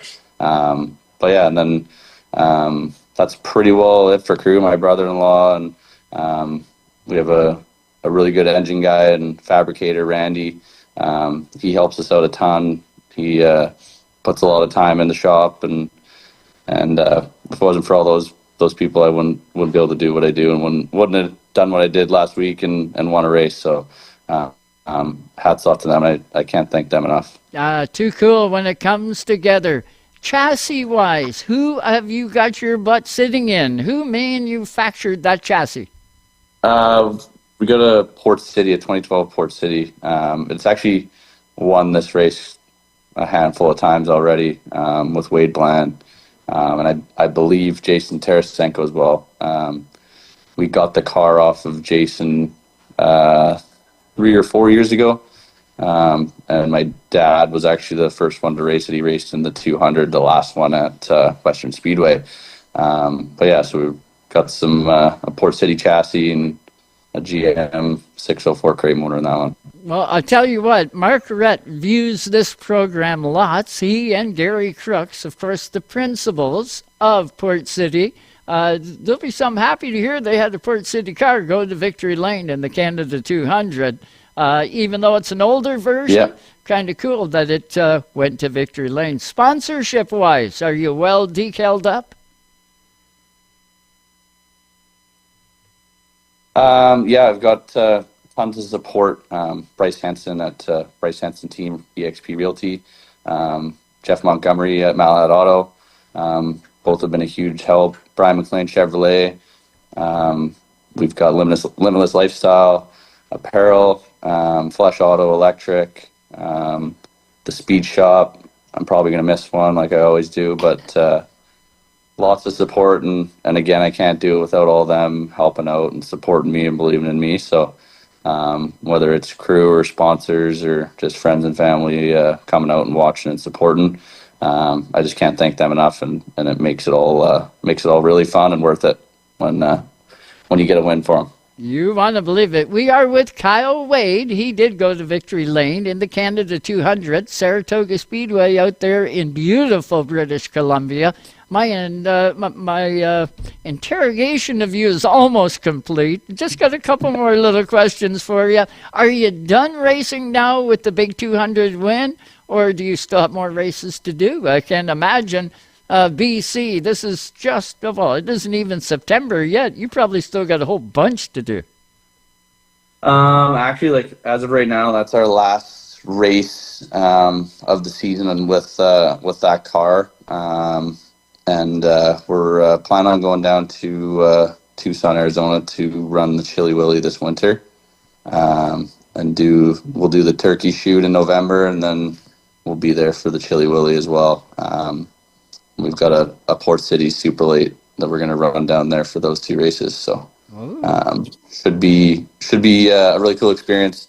A little bigger track, 3 lanes. It's nice and racy. It'll be a lot of fun and a big learning experience for me, and I'm excited for that. So.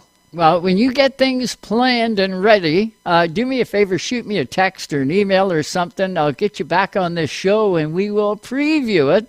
Of course, Racetime Radio, we go all the way around the calendar. There is no off season for us. We take off Christmas and New Year's, and that's pretty well it. We keep the information coming for Canadian race fans right across the country, and kind of cool when we got Canadian guys like you, saddling up and heading south to go down and do a race. We like watching Willison and Jeff Montgomery. I know we just had Jeff on. He won at one of those tracks out there, but he's a threat to win every time he straps into that sprint car. And Willison, coming off a 6th place finish just last night up here at the Wasso Speedway in Michigan. He's probably going to be a threat to win tonight. That race also going to be broadcast live on Racing America. But some of those BC guys and those sprint cars, look out, man. They're serious business. Yeah, there's been a lot of people coming out of BC and the Lower Mainland, Vancouver and stuff like that, racing at Western Speedway in Saratoga. There's been lots and lots of good drivers coming out of there for a long time, and I get to be around Jeff and stuff, helping on his sprint car and stuff, crewing for him this year, and picking his brain and learning and watching how he does things and prepares, and relates translates info to and from the crew and sets the car up and stuff. That's a big part of racing, and that's kind of what I've been really trying to focus on for myself, is just getting that setup relayed to the crew of what I need and what I want and what the car is doing. So being able to learn from guys like that and see how they do it really helps out. So. Well, you're hanging out with the right folk, I can tell you that. Be a sponge when you need to be. You always learn more by listening than talking, and it sounds like you're the guy, Kyle. Thanks so much for the time. We genuinely appreciate it. Go get them, man. Go get them, and Canada 200, you're the man. Awesome. Thanks, Joe. I really appreciate it. This is awesome. Take it easy. Now we're going to slide out, take another quick break here on Race Time. Tonight's Race Time Radio is brought to you by Leaf Racewear. Fuel your passion and confidence at leafracewear.com. We're an essential part of any team. The IMSA WeatherTech Sports Car Championship is on Rev TV. Catch all the action live with full race coverage of the high-stakes action that North America's leading sports car series delivers. 4 classes, world-renowned drivers, and leading manufacturers putting it on the line to be champions. IMSA WeatherTech Sports Car Championship, right here on Rev TV.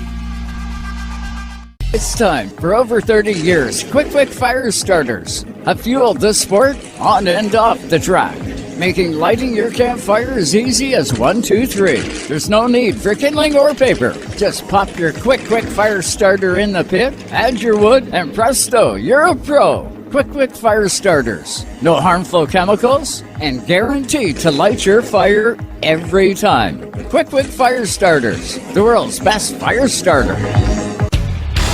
The NASCAR Canada Series is on Rev TV. Canada's only national touring series, featuring the best drivers in the country. Racing on challenging street circuits, ovals, and road courses. The NASCAR Canada Series on Rev TV. Brought to you by WeatherTech Canada. There's work and there's fun. Both require the right equipment. Since 1955, Ed Stewart's Equipment has specialized in both, with a full lineup of Kubota, Honda, Stihl, New Holland, and most selections are in stock, ready to go, with 4 locations to serve you. 2 in Erin, Cookstown, and Stayner. It's Stewart's Equipment. With the right equipment, work can be fun. Even though Napa is a nationally known name, nearly all of our stores are built from the ground up by local owners and families. People you might call neighbors will be here, there, and everywhere, doing what neighbors do to keep their communities moving forward. You stop by a Napa Auto Parts store, you can count on Napa know-how. Tonight's Race Time Radio is brought to you by Napa Auto Parts Stores, New Glasgow, Antigonish, and Port Hawkesbury, Nova Scotia. You can count on Napa know-how. Tonight's Race Time Radio is brought to you by Quick Fire Starters, the world's best fire starter. Napa Auto Parts Stores, Port Hawkesbury, New Glasgow, and Antigonish, Nova Scotia. And by Canadian Tire Motorsport Park at CanadianTireMotorsportPark.com. Smooth down. White flag is out. 1 to go. No pressure from behind, buddy. Your weekly fix of newsmakers and news breakers is found right here. We call it Race Time Radio with your host, Joe Chisholm. Welcome back, everyone, to Race Time Radio. And doing a year in review, how could we not highlight the number 28 ASA Stars Tour Competition champion, along with the Blizzard Series, the Southern Super Series? Cole Butcher annihilated the field down south this year. Of course, he is from Nova Scotia. Cole Butcher joined us multiple times on Race Time. After each one of those big wins, Cole joined us on the show. Let's hear from him after the championships were in the bag and looking into the Snowball Derby. Go on there, Mr. Butcher. How are you tonight? I'm doing good. Yourself? Doing fantastic, Cole. Since the last time we spoke, look at you go. You got championships, more than one now, and you're getting back into that truck. Things are exciting these days for you. No, things have been going really good. Just been staying busy between little Brody and racing, and yeah, can't really complain. Was able to lock up the ASA championship. We have the Blizzard championship, the CRA championship, and we have one more to go with the Southern Super Series. So yeah, we go to Phoenix next week. Then we go to Nashville, New Smyrna, and then we'll fire off to the end of the year at the Derby. Oh, man, you got busy times coming ahead, Cole. You got everything prepared yet, or is it still work in progress? You got a lot of things to prepare for. Yeah, for sure. I've been doing a lot of prep work, a lot of sim time for Phoenix. Been there 3 times. And then I go again on Wednesday. We fly out Thursday morning. So definitely looking forward to Phoenix. I think it's just going to be a little bit. I don't know. I have high expectations. Hopefully, get a top 15, top 10 finish would be really good, in my opinion. So we look forward to that. Plus, helping out and watching Caden hopefully secure his first Craftsman Truck Series championship. So yeah, we have that. Then we're gonna head over to Nashville the following week. Hopefully fire off where we left there last time with a win. So we look forward to that. And then we head off to New Smyrna. Then I think we have Thanksgiving, and we head back down for another 9-12 days of the week of the Snowball Derby. Oh, man. Now, is brother Jared coming up for the Derby just while I think of it? Is he coming? He usually runs the flake, right? Yeah, he'll be up there.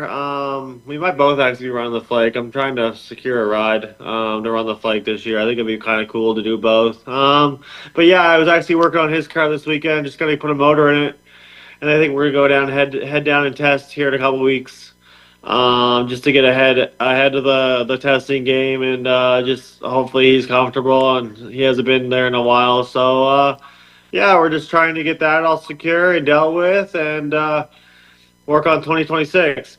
Does Five Flags Speedway change much with the hot summer and, moving into the fall, temperatures cool a bit? Does it play real havoc on Five Flags Speedway? Do you notice a change each time you go there? Not necessarily a change, especially this time of the year, but they changed the tire on us, so we're going to go on a different tire that I've tested on. I was able to partake in the Hoosier test, but nobody else has been on it yet, so we're definitely gonna get a head start on that, and get a handle on these F45s all around. So yeah, I don't really necessarily think it's gonna be a challenge. I think it's just gonna make everybody's car better.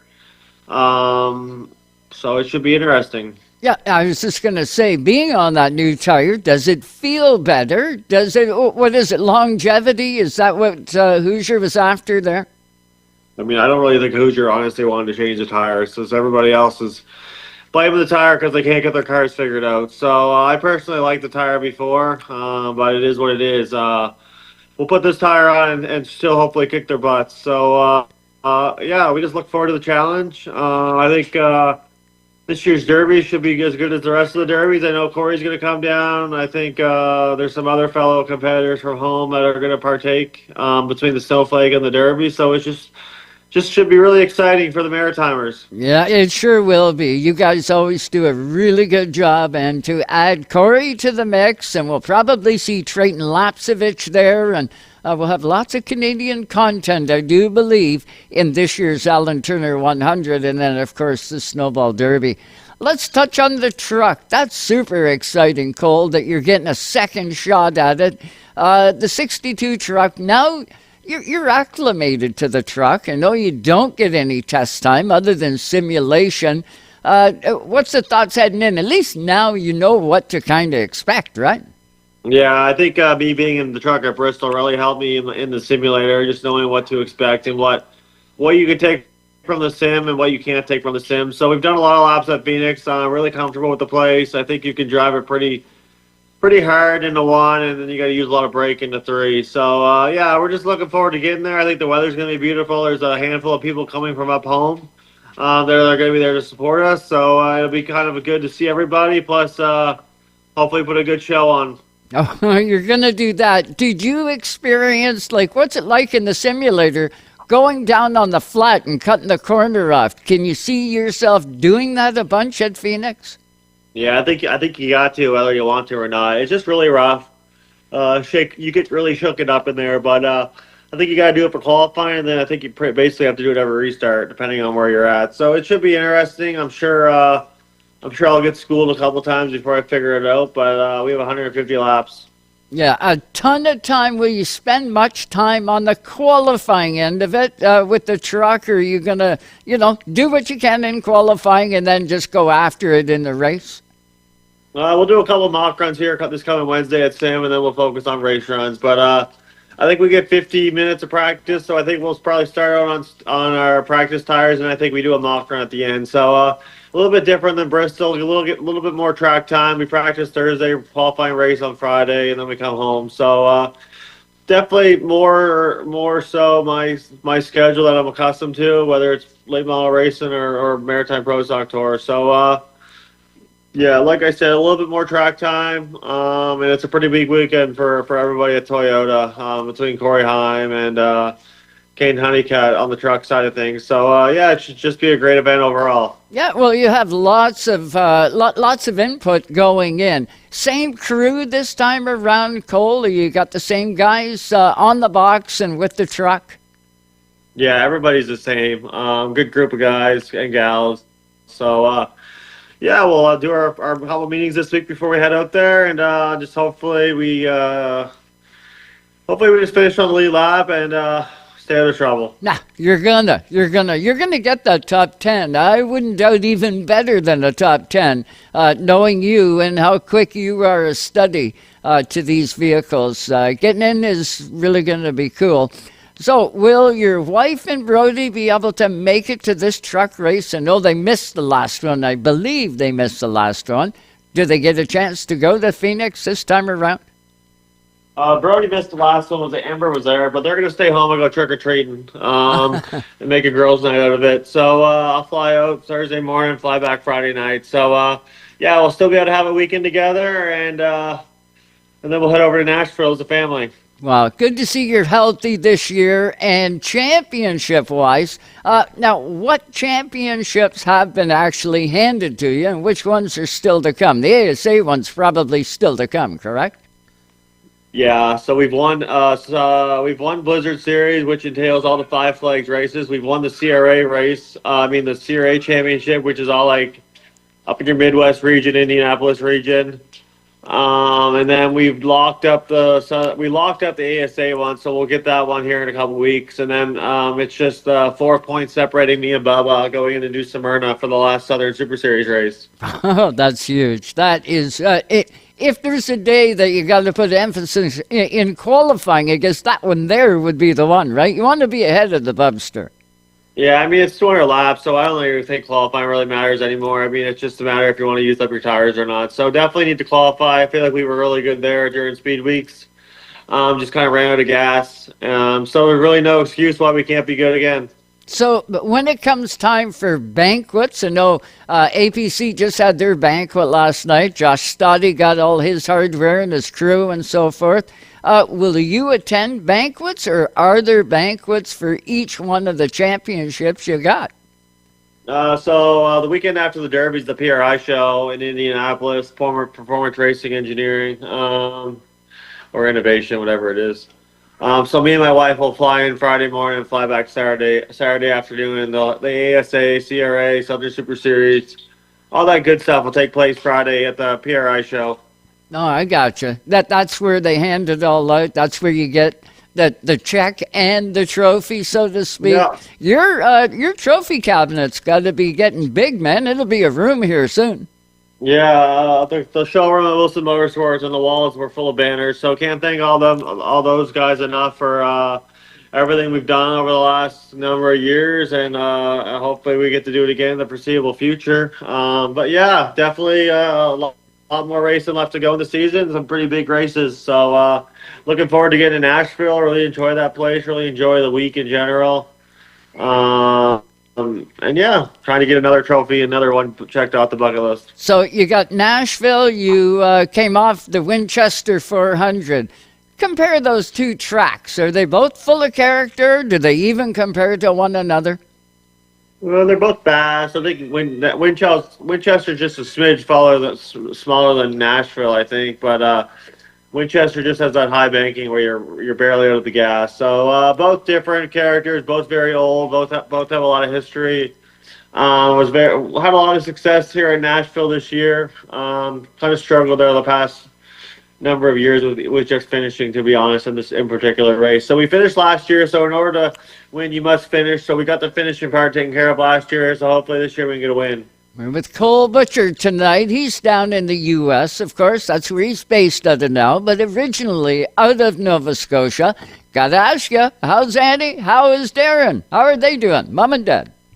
Oh, they're doing really good. They had a trick-or-treating event yesterday where they gave over 1,000 treat bags out. So they've been staying busy. They'll be in Phoenix this week. Then they'll be in Nashville. And I think Dad's going to fly down to New Smyrna. So they've been busy. Business has been good. And they're just looking forward to the rest of the race season and Christmas time. I think we're going to head over to Florida for Christmas as a family and just enjoy each other's company without any racing-related activities. Well, at least for a little bit, right? And then Speed Weeks will heat up. Can we expect to see you in New Smyrna for Speed Weeks this year, you think? Yeah, we'll be at Daytona or New Smyrna. We just don't know what track we'll be at right now. Ah, maybe Daytona with the truck. Wouldn't that be cool?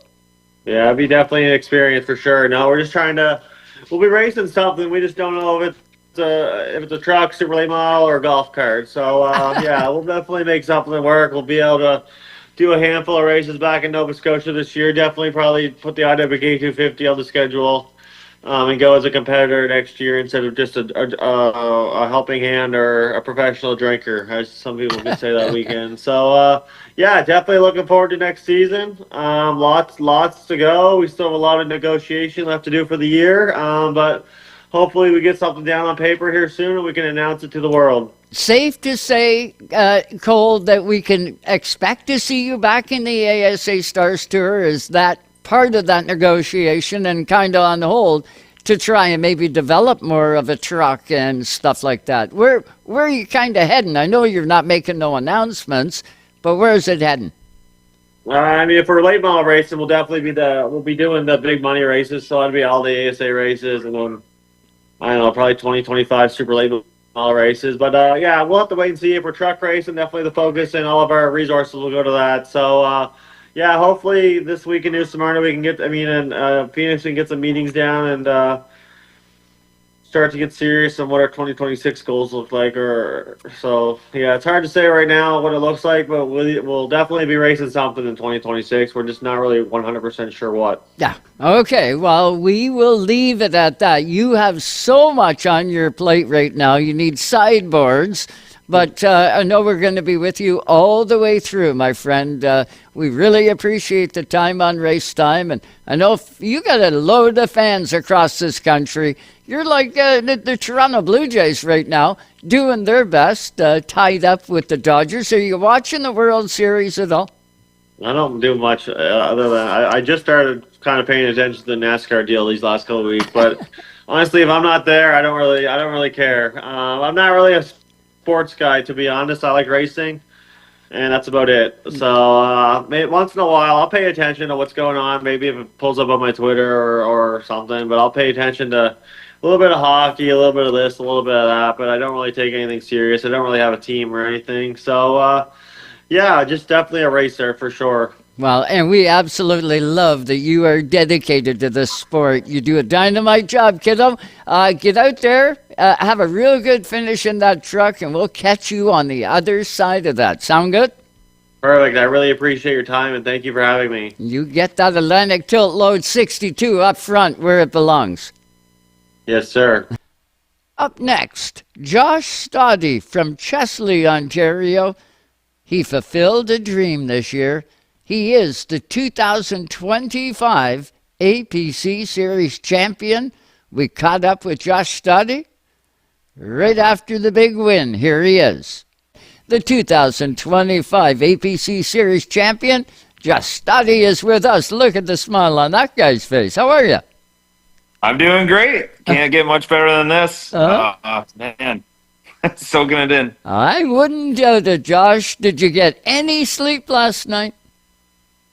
Yeah, we did. By the time we had to go through the room of doom and make sure that we were all good, and they did a bunch of motor stuff, wasn't really too worried. We have the preferred stock package that APC wants, so not a concern there for the 17 team at all. But man, just I don't know if it's fully hit yet. You know, it's tough. They're doing the winners in the top three, and you're sitting in turn 4, and you're the champion, and you're just kind of waiting to get to the front stretch, and just what a surreal moment. Yeah, take us through the roller coaster of a day that it would have been for you. It would have been crazy. I'm looking at practice times on my phone, and I'm thinking, 17's going to be up in the top 1, 2, or 3. That's where you were all season long. I'm looking at practice times, 17, 15th, 17, 17th. I'm going, what's going on with the 17? Not the right day to pull that off. What was the roller coaster like? Because you must have had some emotions flying in there. Oh my God, yeah. It's been a mixed bag of emotions since we ended Sunset, honestly. Just the what ifs and can we do it? And we're the small town guy. We're not doing it full time like some of the other guys. And yeah, we just were not good in practice, Joe. We just did not have the raw speed that some of the guys had. We had old practice tires, and it was 30 degrees. It was a hot day. It was a long day. And, you're sitting at the top of pit road in stall number 1, and you got Kyle behind you, Jake behind you, because they line you up by points. And obviously Kyle was fastest in practice. Jake qualified well, and there's the 17. We're 16th quickest in practice, and we qualified 10th. But we fought free in all day, so Yeah. we really struggled with that. We qualified. I was comfortable with the car. I didn't think that we had a winning car by any means, but we qualified. We got rid of the free in, so I thought, okay, maybe it's just practice tires. Mm-hmm. And hopefully the racing gods shine down on us, and we get a little bit of good luck. And we were fortunate enough that the 22 got into some altercations. We only had a 4-point lead on him. Jake, unfortunately, was a part of that as well.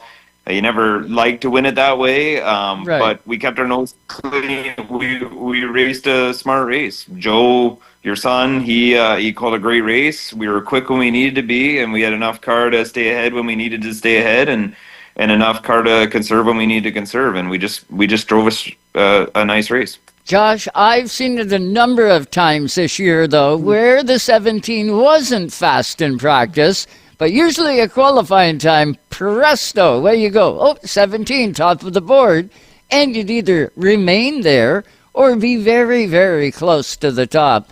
Yesterday, you did pick up, when it came time for qualifying, you did pick up some. And then, of course, I heard your pre-race interview with Clinton Jeffrey, and I could hear how driven you were, and I thought, that's what you need right there. What Josh has got in his mind right now is exactly where you needed to be. And you went out, took the green flag with the largest car count of the year, I might add. There was lots to gain, but there was lots to lose if you had lost. Yeah, I had a great support team. I mean, I think starting with the spotter, Joe. I mean, he come up to me. He's like, "I like your attitude today. You're just doing this." But like I said, there's just so many emotions. You're thinking about every scenario. The pit stop. You got your team behind you. It's not just relying on the driver. It's relying on those guys getting the fuel in the car. It's relying on those guys to get the tires on square and doing it in a timely manner and having track position and the strategy of putting the right side tires on. It was everything, and it just kind of fell into place for us. We didn't need to be the fastest. We had a 4th place finish. Jake and Shea at the end were running pretty strong. If they would have got into one another, I mean, we could have had a 2nd place finish. I don't know if we were better than JR or not.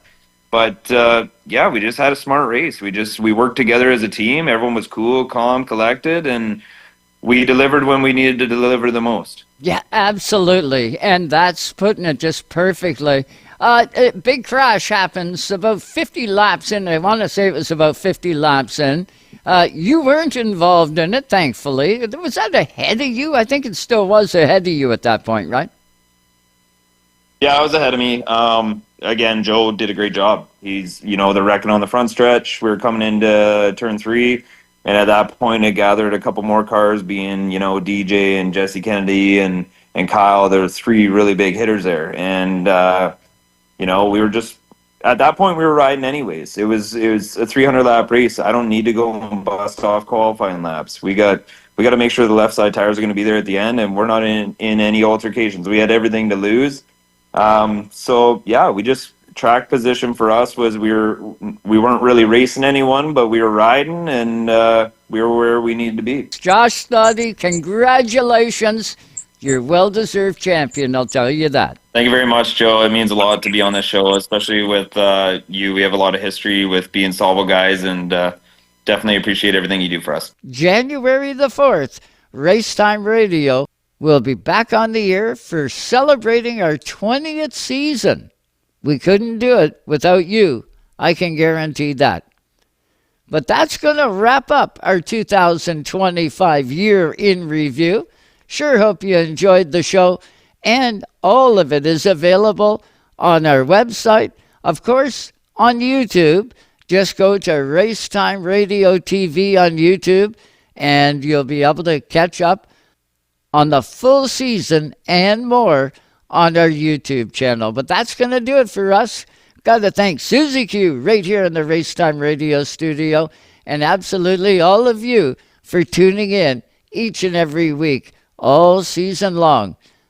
As mentioned, we'll be back with you January the 4th. That's Sunday, January 4th at 5 p.m. Eastern, all live from the Racetime Radio studio on Racetime Radio TV on YouTube. Join us then. We'll see you at the races in 2026.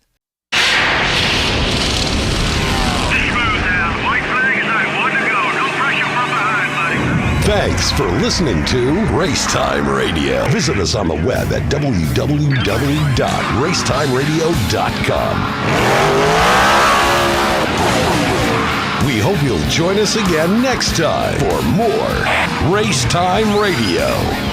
Come on now, dig.